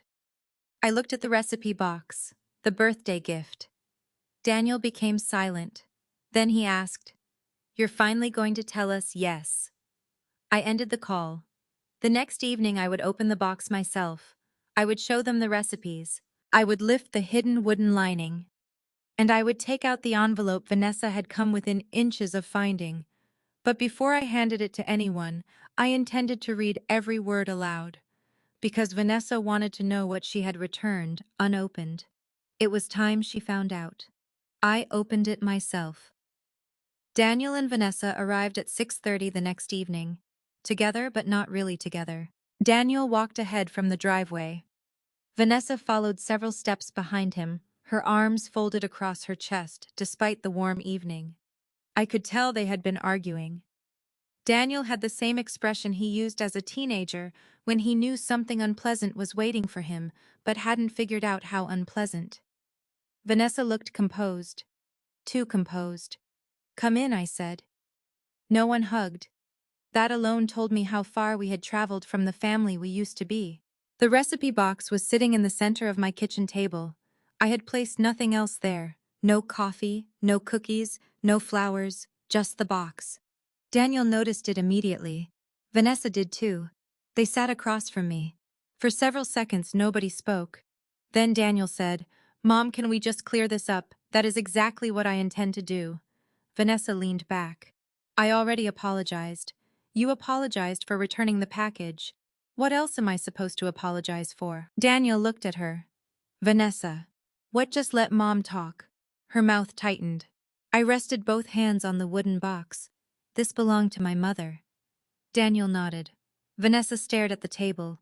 She kept it in our kitchen when I was growing up, I continued. After she died, it came to me. I opened the lid. The recipe cards were arranged in neat rows. I restored it for your birthday because you once told me you thought it was beautiful. Vanessa looked up. I remember. I wasn't sure you did. I said yesterday that I remembered. Yes. After Daniel told you there might be something important inside. Daniel lowered his eyes. Vanessa inhaled sharply. I thought we were clearing this up. We are. I took out several recipe cards. This was my mother's peach cobbler. I placed it on the table. This was Richard's favorite pot roast. Another card. And this was the cinnamon coffee cake Daniel used to ask for every Christmas. Daniel picked it up. His thumb moved across my handwriting. I remember. I know. His expression softened. Vanessa remained still. I copied every card by hand, I said. I added notes about Sophie and Caleb, things I thought they might enjoy knowing someday. Vanessa's face changed slightly. Courtney, I didn't know. No, you didn't. I thought it was just... She stopped. Clutter. She closed her eyes briefly. I shouldn't have written that. No. I was frustrated. With what? She had no answer. I let the silence remain. For years I had rescued Vanessa from uncomfortable pauses by changing the subject. I wasn't going to do it anymore. Finally I said, but the recipes weren't the only thing inside. Daniel looked at me. Vanessa's attention sharpened instantly. I removed the cards. Then I pressed my finger against the corner of the wooden lining. It lifted. Daniel leaned forward. Vanessa did not move. Underneath lay the cream envelope. I removed it and placed it on the table. No one spoke. Daniel looked at Vanessa. Vanessa looked at me. I could almost see the calculations happening behind her eyes. What is that? Daniel asked. The part of the gift Vanessa never reached. I opened the envelope. Inside was my letter and the summary Margaret had prepared. I unfolded my letter. My hands were steady. That surprised me. Mom, Daniel said softly. You don't have to.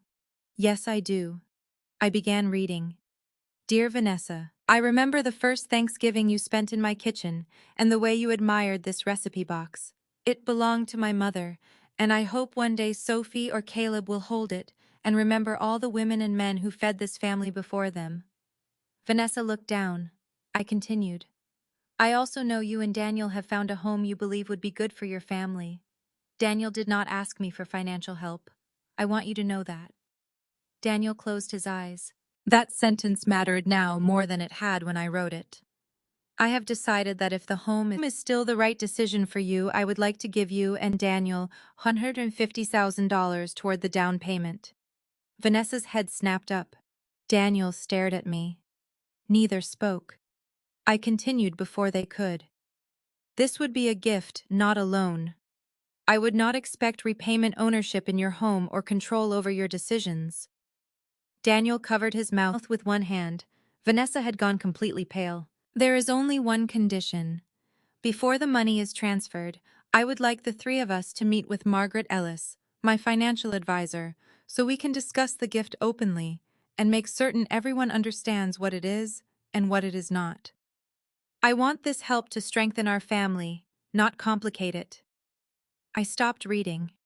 The room was silent. I folded the letter. Daniel was the first to speak. 150,000, yes. You were really going to give us that, yes? His eyes filled. Mom, Vanessa interrupted. So you had already decided. I looked at her. I had decided to offer. But the money was for the house. It was. And you knew we needed it. I knew you wanted it. She leaned forward. Then why are we doing this? Daniel turned toward her. Vanessa. No, seriously. Why? Her reaction stunned even me. Not because she wasn't ashamed, because her first instinct was still to claim the money. You returned the gift, I said. I returned the box. The offer was inside the box. But those are two different things. No. Yes, they are. She pointed toward the recipe box. This is sentimental. The money is financial. I stared at her. There it was. The entire problem reduced to one sentence. Sentimental things had one value. Money had another. And in Vanessa's mind, rejecting the first should not affect her right to the second. I leaned back. How can you return my love and still claim the money hidden underneath it? Her face reddened. That is manipulative. Daniel looked at her. No, Vanessa. She turned. What? You returned it without opening it. I know that. You sent it back to my mother with a note telling her to stop giving you things you don't need. I said I made a mistake, and now you're saying the money should still be ours. She stared at him. It was intended for our house, Daniel. Was. The word came from me. Vanessa turned toward me. What does that mean? It means the offer no longer exists. The silence that followed felt physical. Daniel looked at me. Vanessa blinked. You're withdrawing it? Yes. Because I returned a birthday gift. No. Her voice rose. That is exactly what you're doing. No, Vanessa.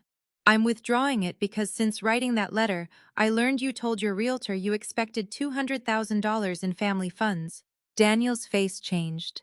He hadn't expected me to say it so directly. Vanessa stared at him. You told her? He told me the truth. Her chair scraped against the floor as she stood. This is unbelievable. Sit down, Daniel said. No. I remained seated. You were expecting $50,000 more than I had even considered giving. It was an estimate. Based on what? She said nothing. Based on my house, nothing. My investments, nothing. My eventual death. Stop saying that, then stop building plans around an inheritance. Daniel put both hands on the table. Mom, please. I looked at him. You didn't create this, Daniel. But you allowed it. His face fell. Vanessa grabbed her purse. We don't need your money. I nodded. Good. She froze. I think she had expected me to argue, to reassure her, to chase her emotionally until she felt powerful again. I didn't. Good, she repeated. Yes, because I don't want money to be the reason you tolerate me.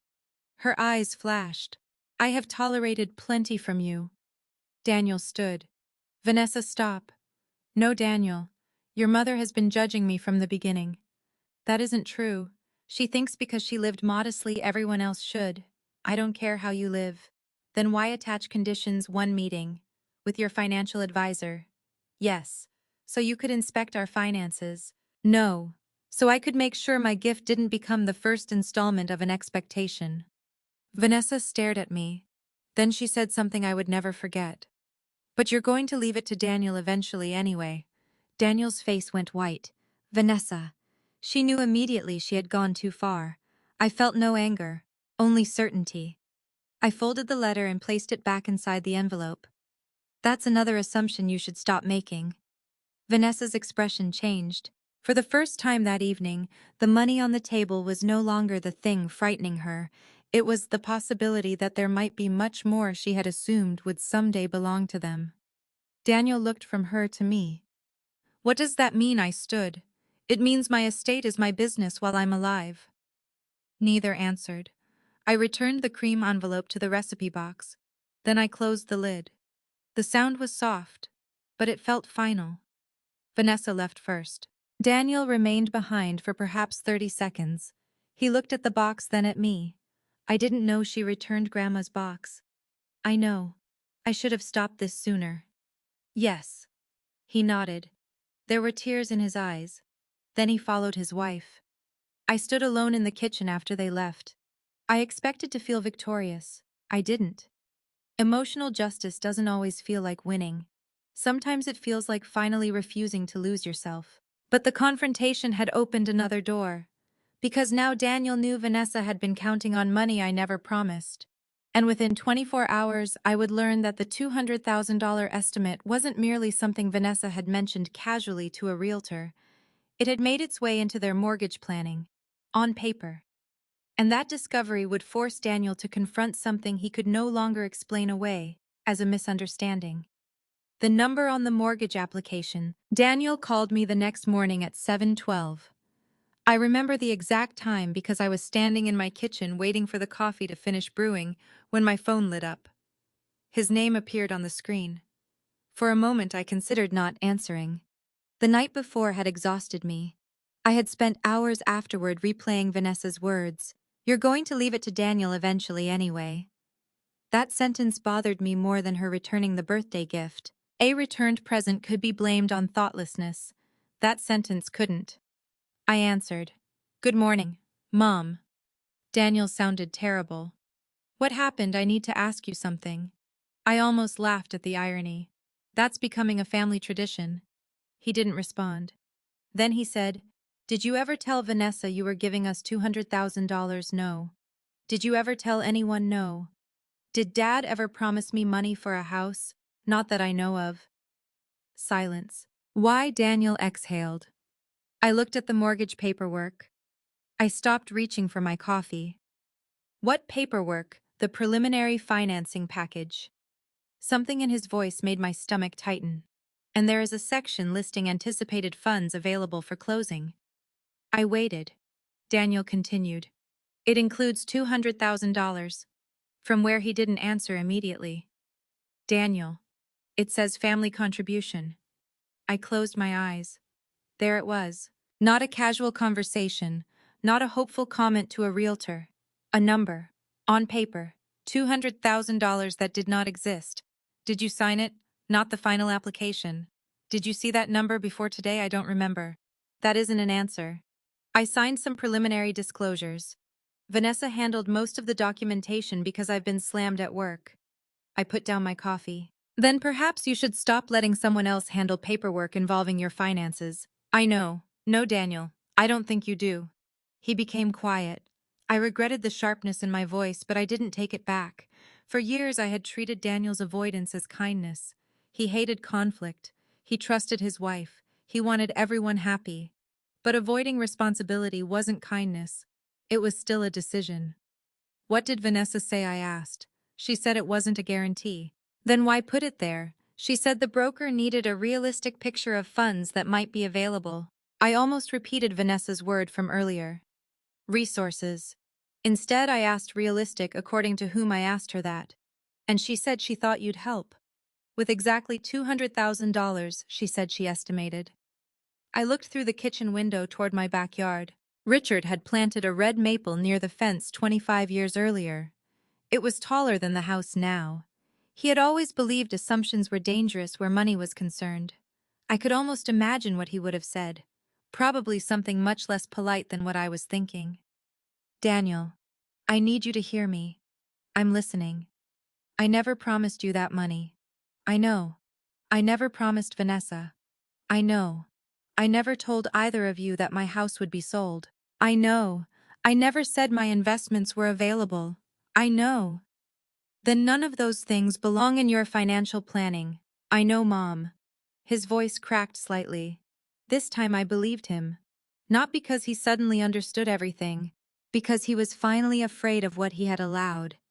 "I have to go," he said. "Where to meet the mortgage broker." "Good. And Vanessa is coming." "Better." He paused. "Mom, yes, I'm sorry."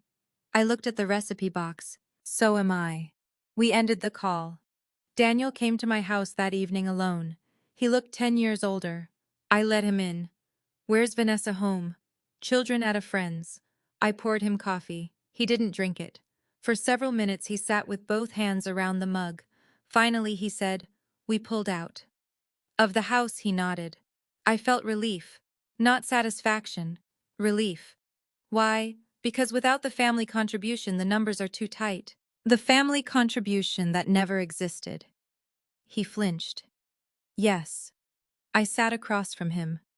"What happened at the meeting?" Daniel stared into his coffee. "The broker said Vanessa had described the money as an expected gift. From me. She didn't give your name. That doesn't make it better." "I know." He rubbed his forehead. The realtor had already structured our offer strategy around having more cash available. Did Vanessa understand that? Yes. And you? He looked ashamed. I should have. That was the first truly honest thing he had said about his role. I let the silence sit. Then Daniel said, Vanessa thinks you were always going to help. I was. I know. No, sweetheart. Listen carefully. I was going to help because I chose to. That's different from owing you help because I can afford it. He nodded. She doesn't see the difference. Do you? He didn't answer immediately. That frightened me. Finally, he said, I do now. I leaned back. When did this start? What, treating my money like something already on its way to you? Daniel looked toward the window. I don't know. Try. He was quiet for a long time. Then he said, maybe when Dad died. The answer hurt. Not because I thought Daniel had waited for Richard's death.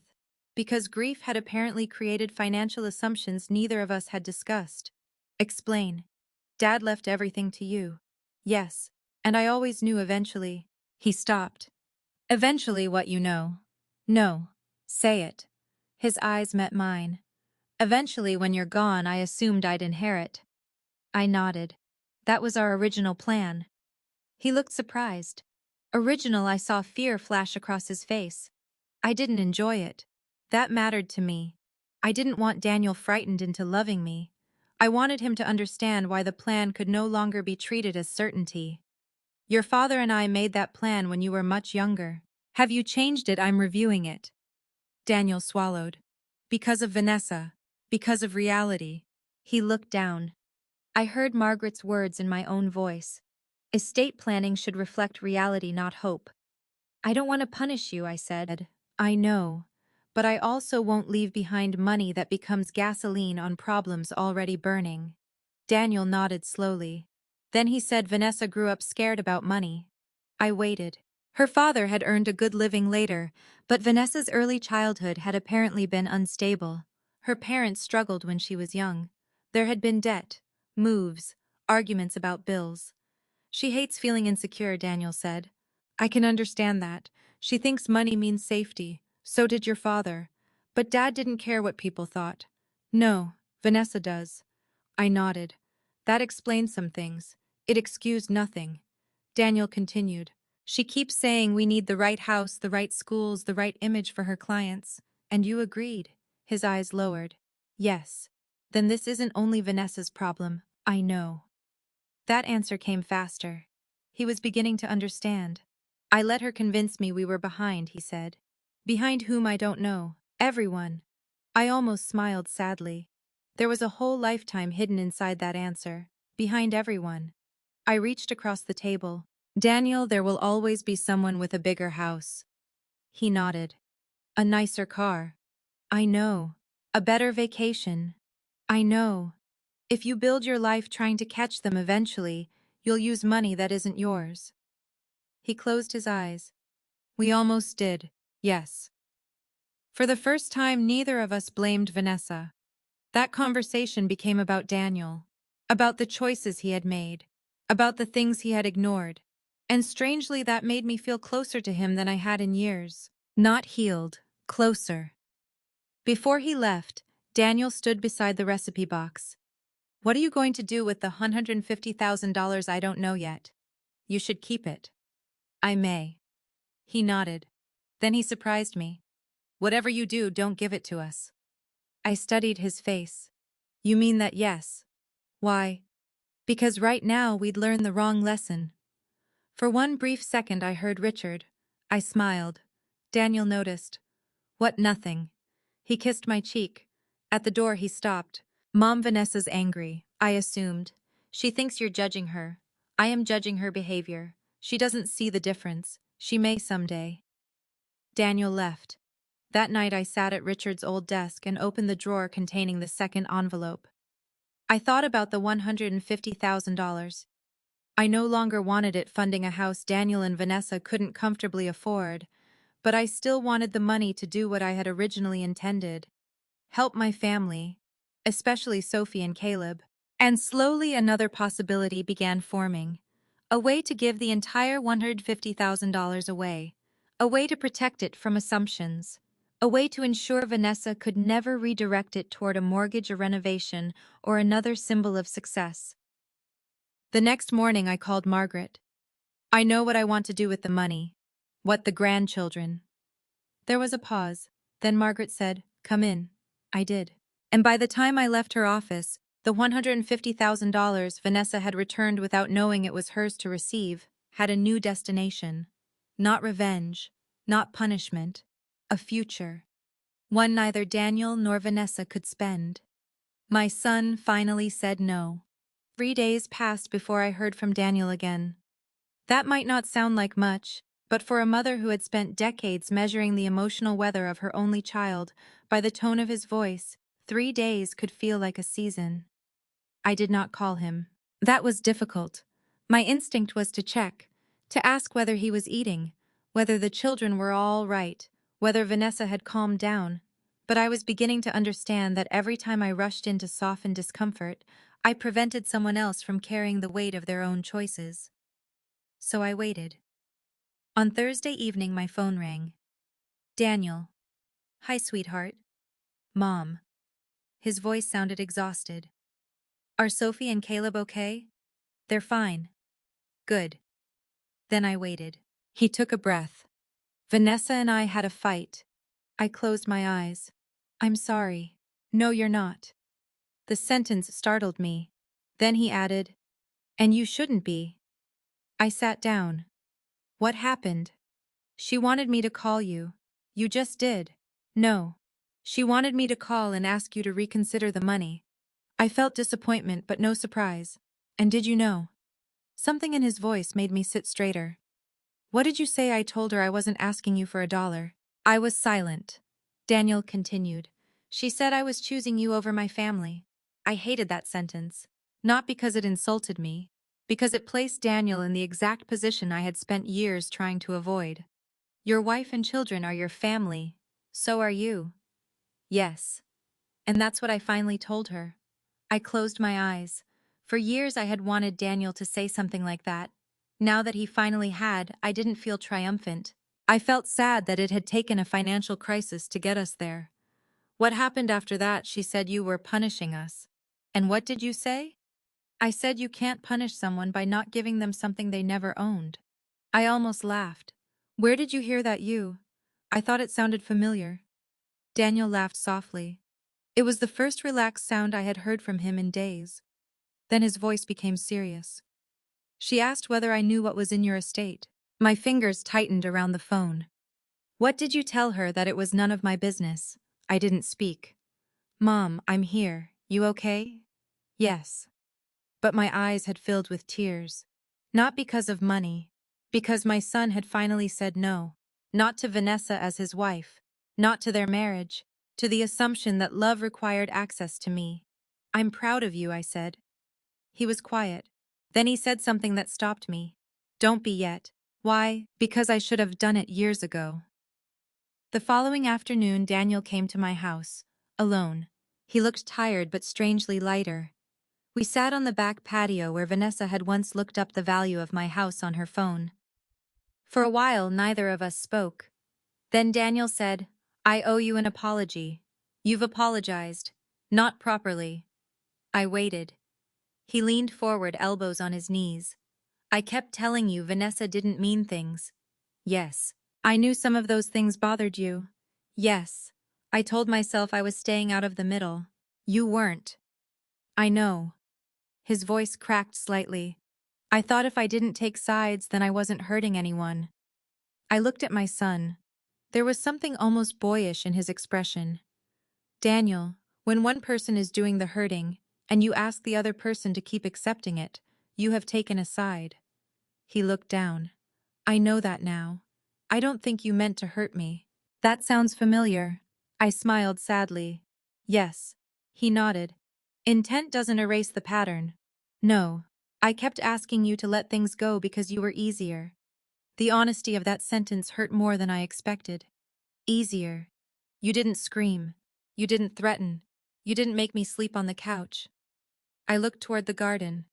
So my reward for being reasonable was getting sacrificed. He closed his eyes. When you say it like that, how else should I say it? You shouldn't. Silence. A bird landed on the fence, stayed for a moment, then disappeared. Daniel rubbed his hands together. I was afraid of conflict. I know. I thought keeping Vanessa happy kept my marriage peaceful. Did it know?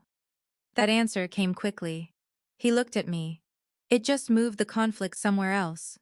Yes. On to you. I nodded. That was exactly it. Avoiding conflict had not created peace. It had transferred the pain. For years, Daniel had protected his marriage from discomfort by expecting me to absorb it. And because I loved him, I had cooperated. I'm sorry, he said. This time the words sounded different. Not because he was crying, because there was no excuse attached. No but Vanessa. No, you know how she is. Just responsibility. I reached across and took his hand. I forgive you. His shoulders dropped. But forgiveness isn't the same as pretending it didn't happen. I know. And things won't go back to the way they were. I don't want them to. That surprised me, he continued. The way things were wasn't working. I squeezed his hand. No. We sat quietly. Then Daniel told me more about what had happened at home. Vanessa was furious about losing the house, not simply because she wanted it. She had already imagined their life there. She had talked about the neighborhood with clients. She had shown photographs to friends. She had mentally selected furniture. She had built an identity around an address they didn't own. When the financing fell apart, she felt humiliated. She keeps saying everyone is going to know, Daniel said. Know what, that we couldn't afford it? I frowned. Why would anyone need to know exactly? He gave a tired laugh. I finally asked her who she thought was keeping score, and she didn't answer. I understood Vanessa a little better then. For years I had thought she was simply vain. Maybe underneath the vanity was fear. Fear of looking poor. Fear of losing status. Fear of being the child she once was, watching her parents argue over bills. Understanding that softened something in me. But it didn't erase responsibility. People could be wounded and still wound others. Both things could be true. Is your marriage okay? I asked. Daniel stared across the yard. I don't know. I hated hearing that. Despite everything, I did not want their marriage destroyed. Sophie and Caleb loved both parents. Daniel loved Vanessa. And somewhere beneath all the resentment, I believed Vanessa loved him.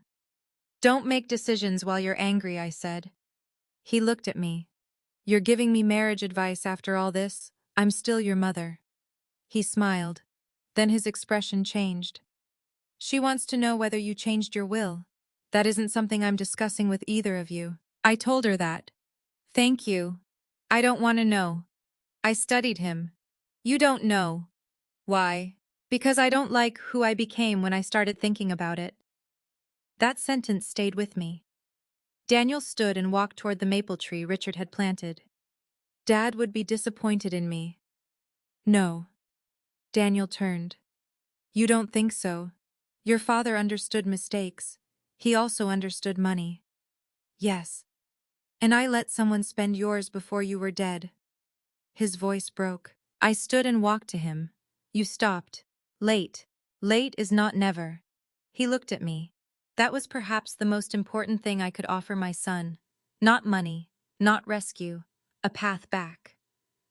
When Daniel left that afternoon, I felt something between us had shifted. We were not repaired, but we were honest. And honesty was a better foundation than the peace we had pretended to have. The next morning, Margaret called. The trust documents are ready for your review. I looked toward the recipe box.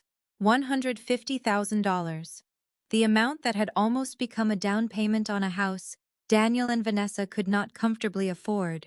Now it would become something else. Something neither of them could redirect. Can I come this afternoon? Of course. Before we ended the call, Margaret asked, Are you sure? I thought about Sophie, Caleb, Richard, Daniel finally telling Vanessa no, yes.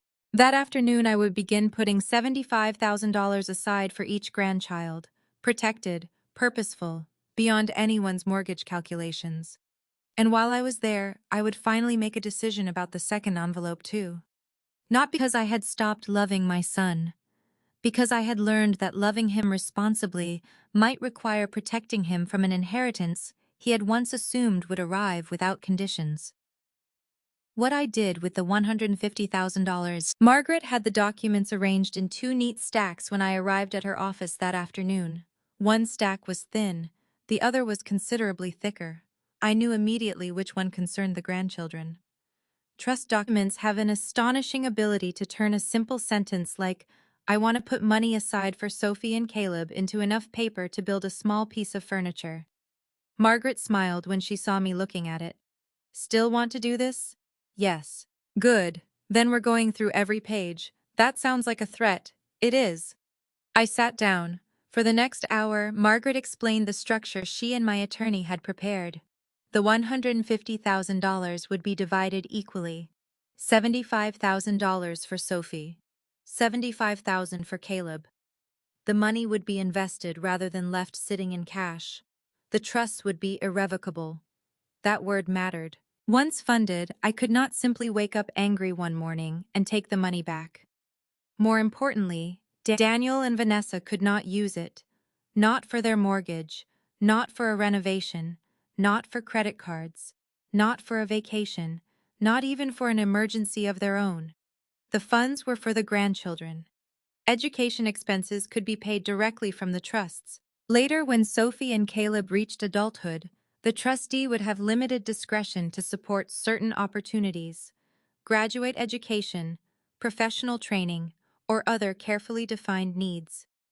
The purpose was not to make them wealthy, it was to give them options. Exactly what I had wanted the original $150,000 to do. "You understand," Margaret said, "this means neither parent can borrow against these accounts. That is the point. And you don't want Daniel serving as sole trustee." "No." Margaret studied me. "Do you trust your son?" The question was fair. "Yes." "Then why not?"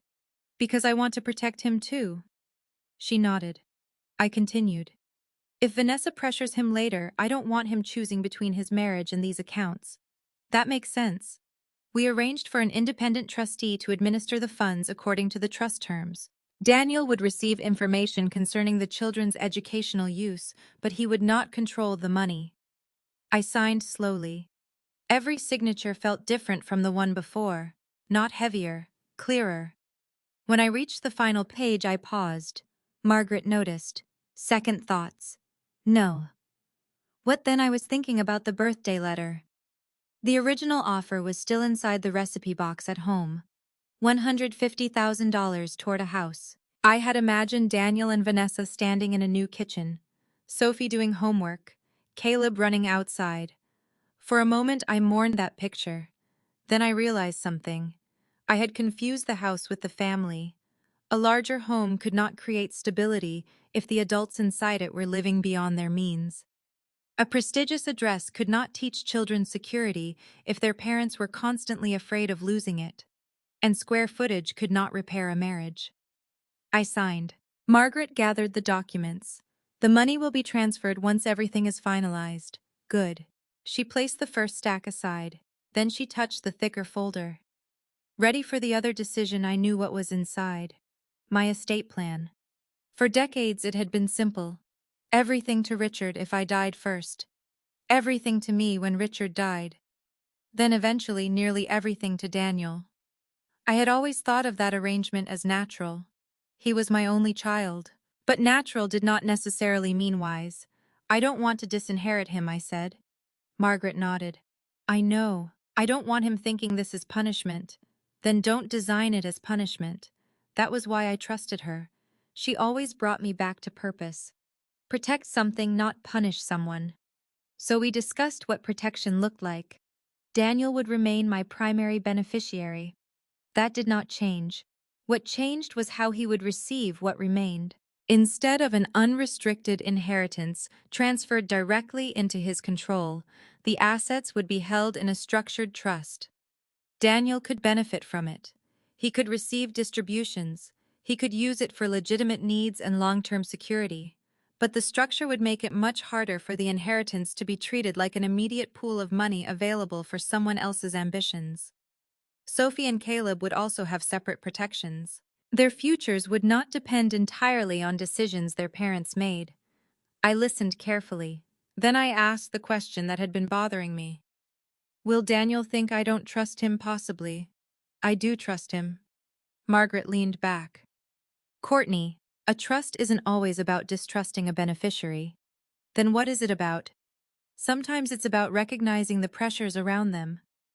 I thought about Daniel telling me he had been afraid of conflict. I thought about how easily he had signed preliminary paperwork without examining the source of the supposed family contribution. I thought about how many times he had asked me to absorb Vanessa's behavior because confronting her felt harder. I loved my son, but love did not require pretending his weaknesses didn't exist. What if their marriage improves? I asked. Then the structure won't hurt them. And if it doesn't, then you will be glad you planned carefully. I nodded. We worked for nearly 2 hours. I didn't sign the final estate documents that day because my attorney still needed to incorporate several revisions. But I approved the structure. For the first time, I felt peaceful about it. Not triumphant. Peaceful. When I got home, Daniel's car was in my driveway. He was sitting on the front steps. I parked and walked toward him. Everything okay? Yes. He stood. I was nearby.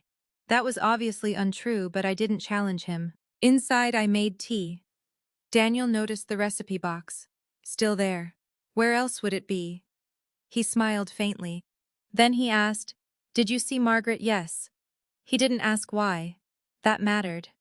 We sat down. After a moment, I said I made a decision about the $150,000. His shoulders stiffened. Then he deliberately relaxed them. Okay. You don't want to know it's your money. 4 words. Such simple words. And yet I almost cried hearing them. I'm putting it into trusts for Sophie and Caleb. Daniel stared at me. What's 75,000 each? He leaned back. Mom, they won't receive checks tomorrow. It will be invested and protected. For college education primarily, with some carefully defined options later. He looked overwhelmed. That is... He stopped. I waited. That's incredibly generous. I wanted the money to help your family. I still do. He looked toward the box. Does Vanessa know? No. He nodded slowly. Then something surprising happened. Daniel smiled. Not the polite smile of someone trying to hide disappointment. A real smile. Dad would love that. I laughed softly. I think so too. He always worried about college costs. Yes. Daniel rubbed his hands together. Can Vanessa or I access it? No. He looked at me. I held my breath. Then he nodded. Good. One word. Good. That told me more about how much Daniel had changed in the previous week than any apology could have. Why good?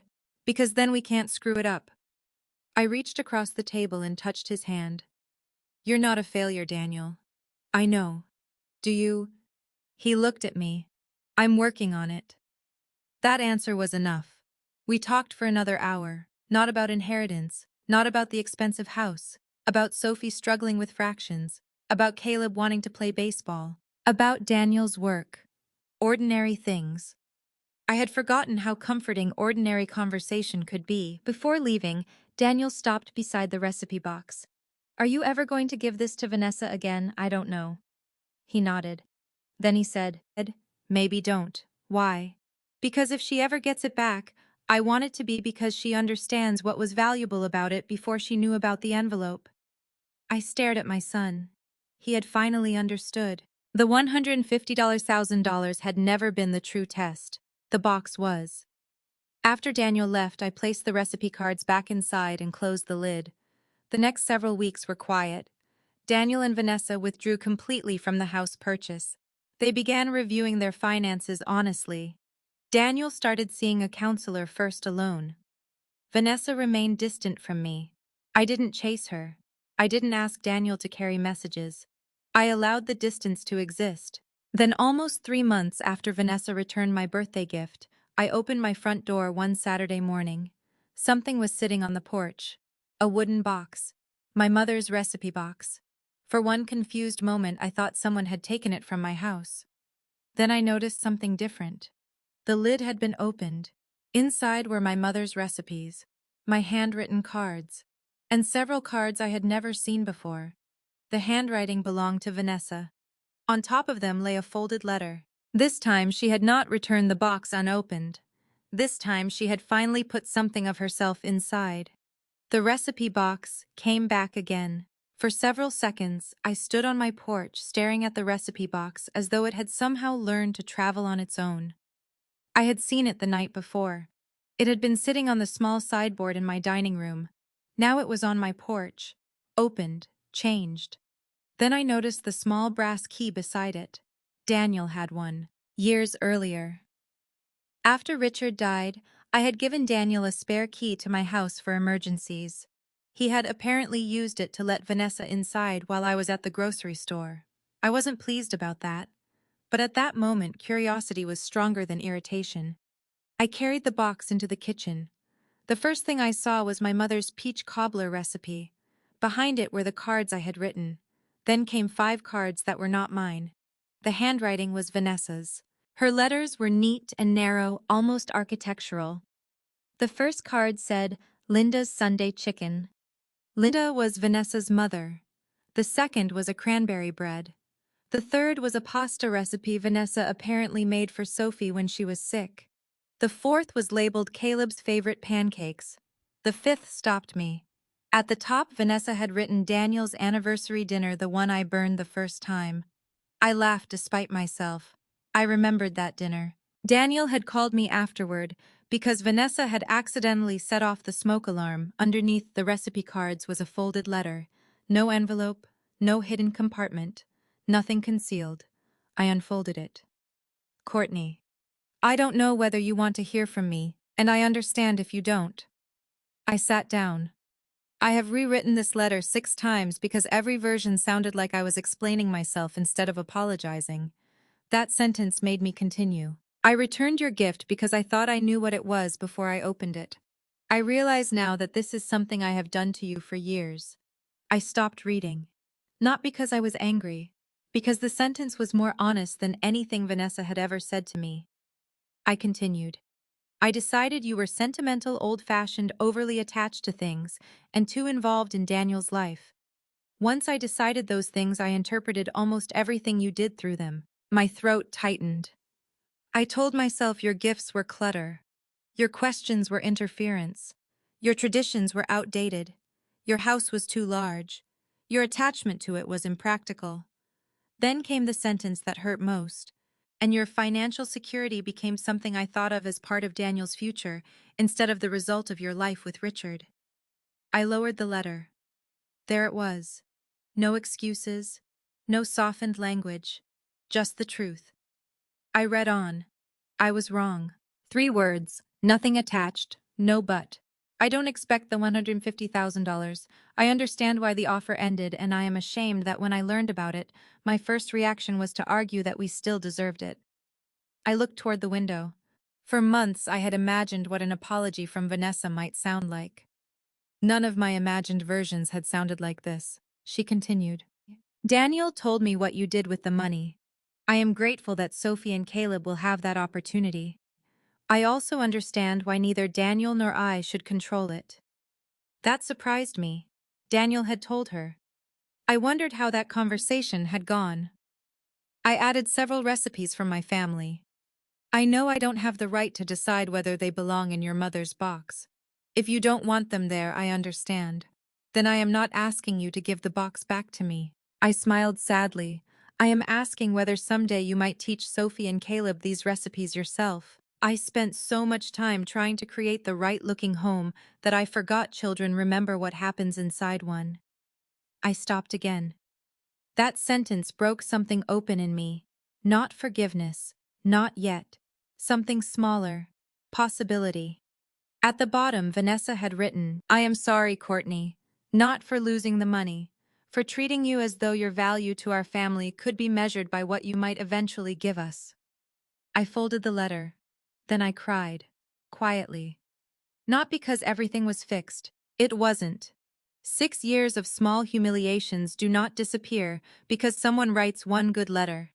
But for the first time, Vanessa had apologized to me without asking me to make her feel better afterward. That mattered. I called Daniel. He answered immediately. Hi, Mom. Did you let Vanessa into my house? Silence. Then yes.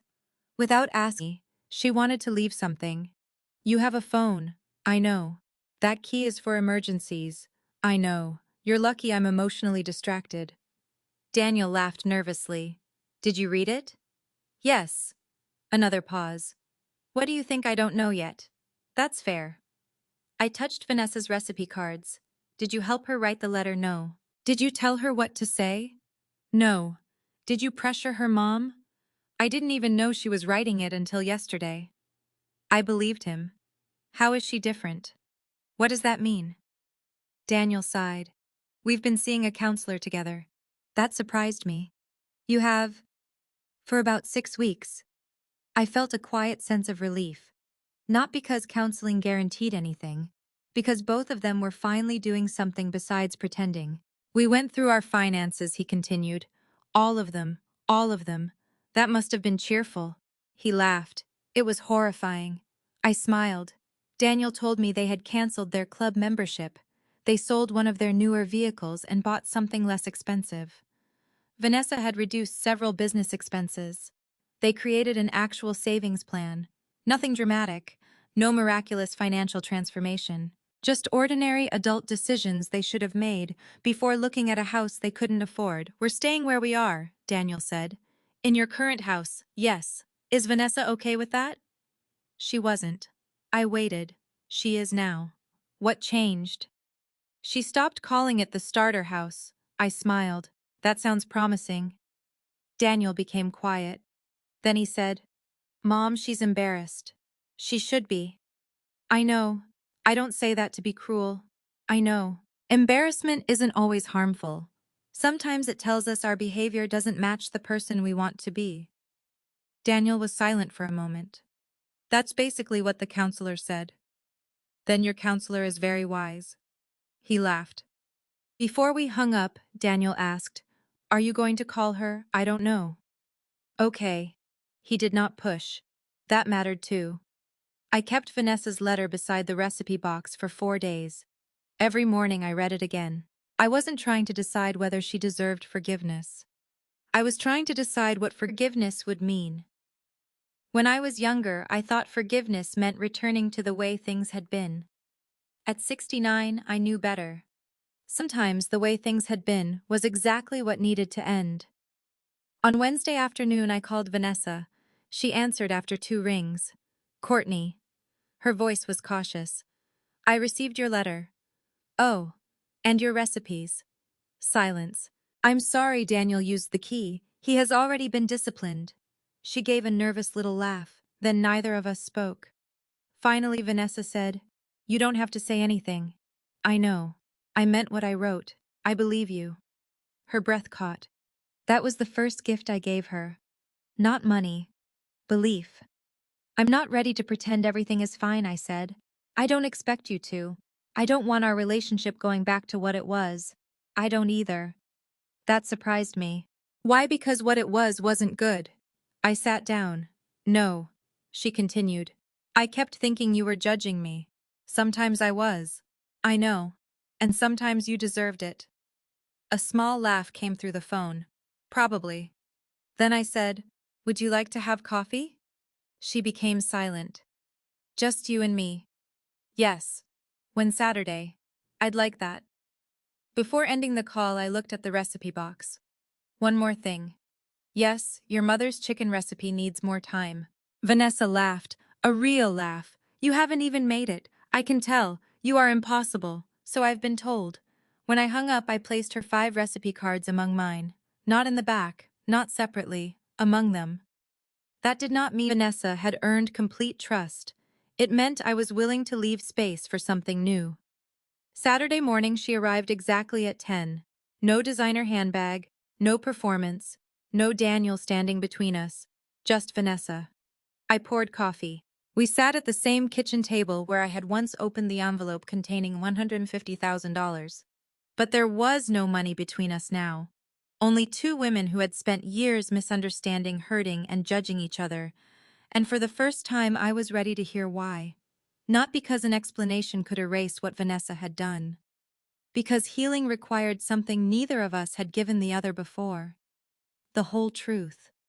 What was really hidden inside? Vanessa sat across from me at the kitchen table with both hands wrapped around her coffee cup. For once, she didn't comment on the cup.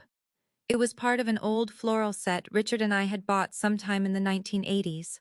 Vanessa had once suggested replacing them because the pattern made my kitchen look dated. That morning she drank from it without saying a word.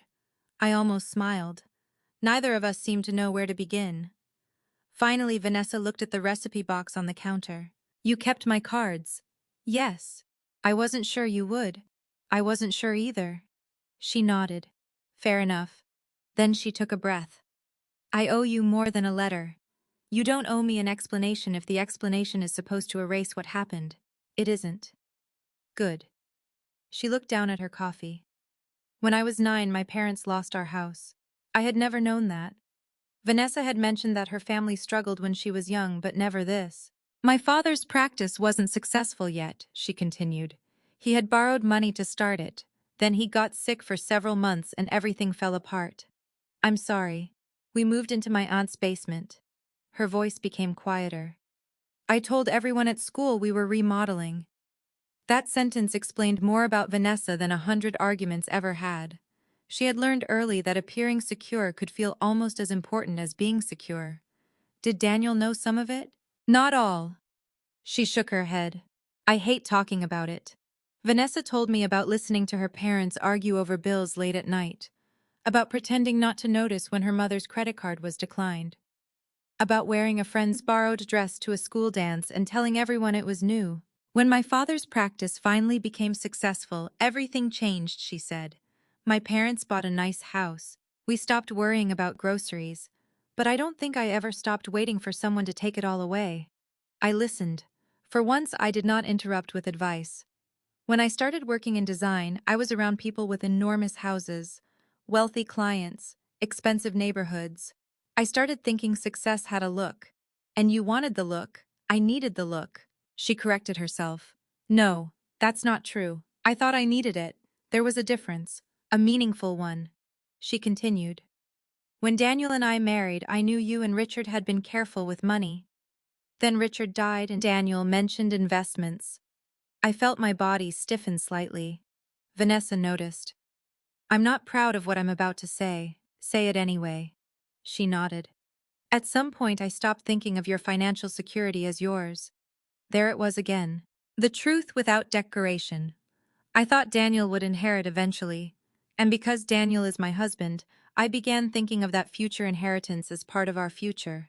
That was wrong. Yes, very wrong. I know. And when you asked what my house was worth, I was calculating. Her honesty hurt, but strangely it also relieved me. I had spent years wondering whether I was imagining the pattern. I hadn't been. When you suggested retirement communities, part of me genuinely thought they might be easier for you. And the other part, she looked directly at me, wondered what would happen if you sold the house. I let that sit between us. Then Vanessa said, "I'm ashamed.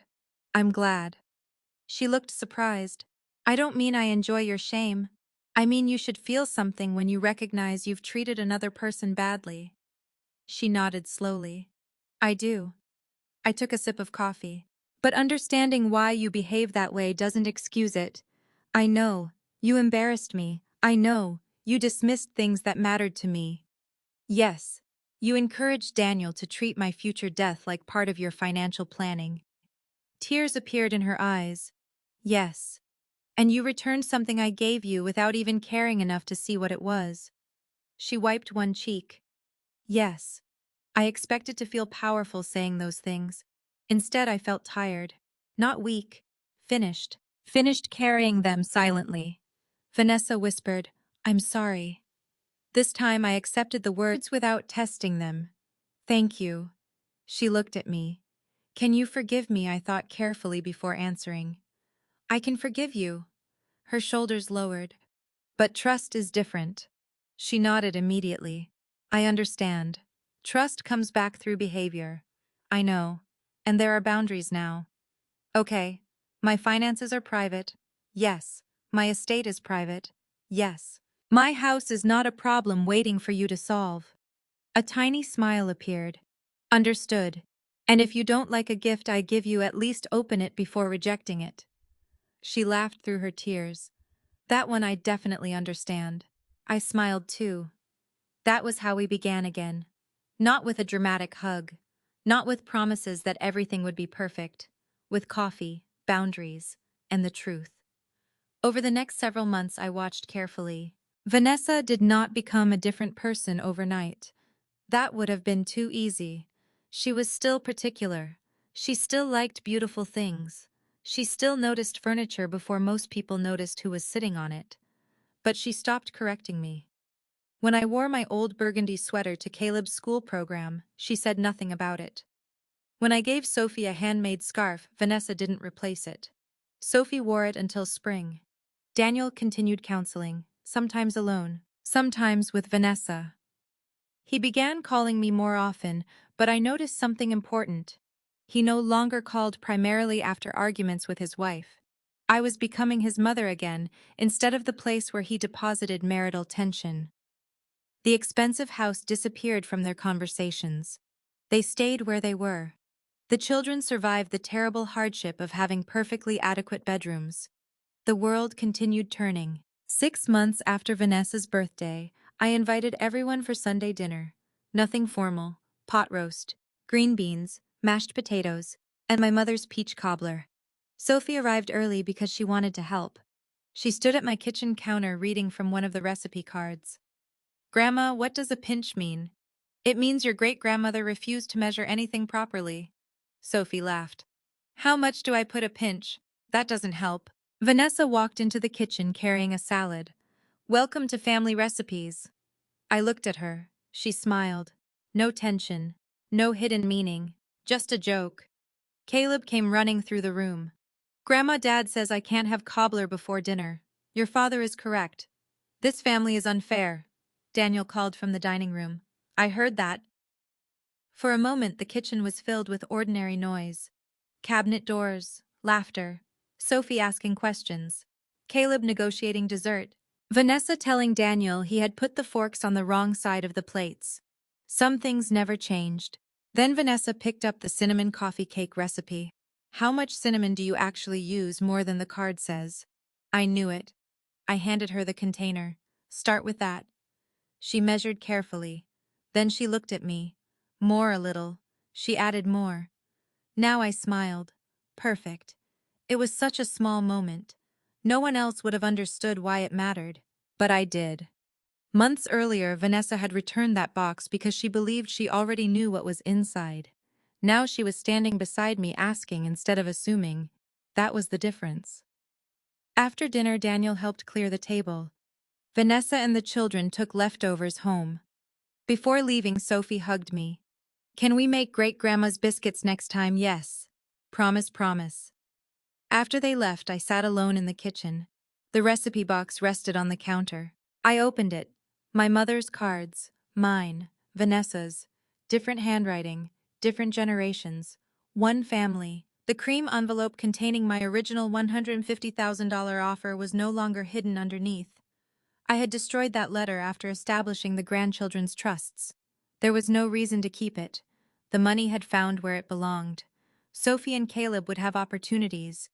Daniel was learning to stand on his own financial feet again. Vanessa was learning that security could not be purchased through appearances. And I had learned something too.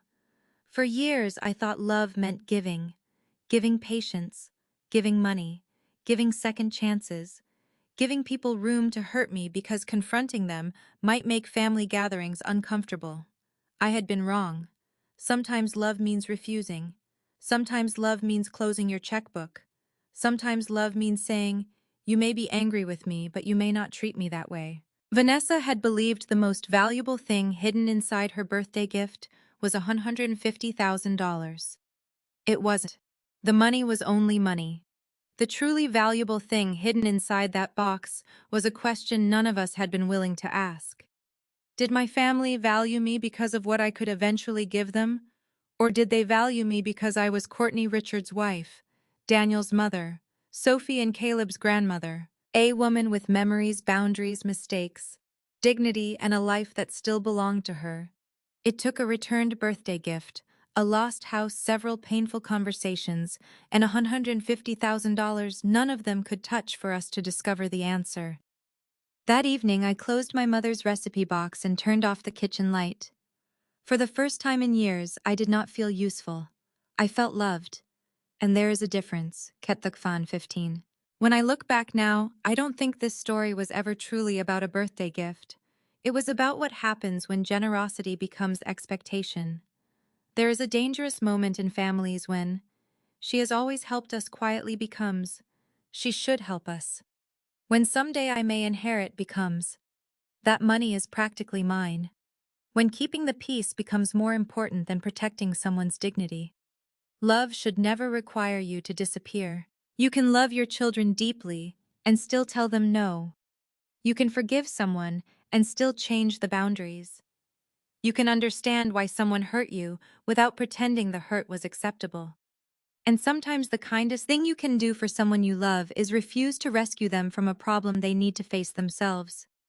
I didn't take the $150,000 away from Daniel and Vanessa to punish them.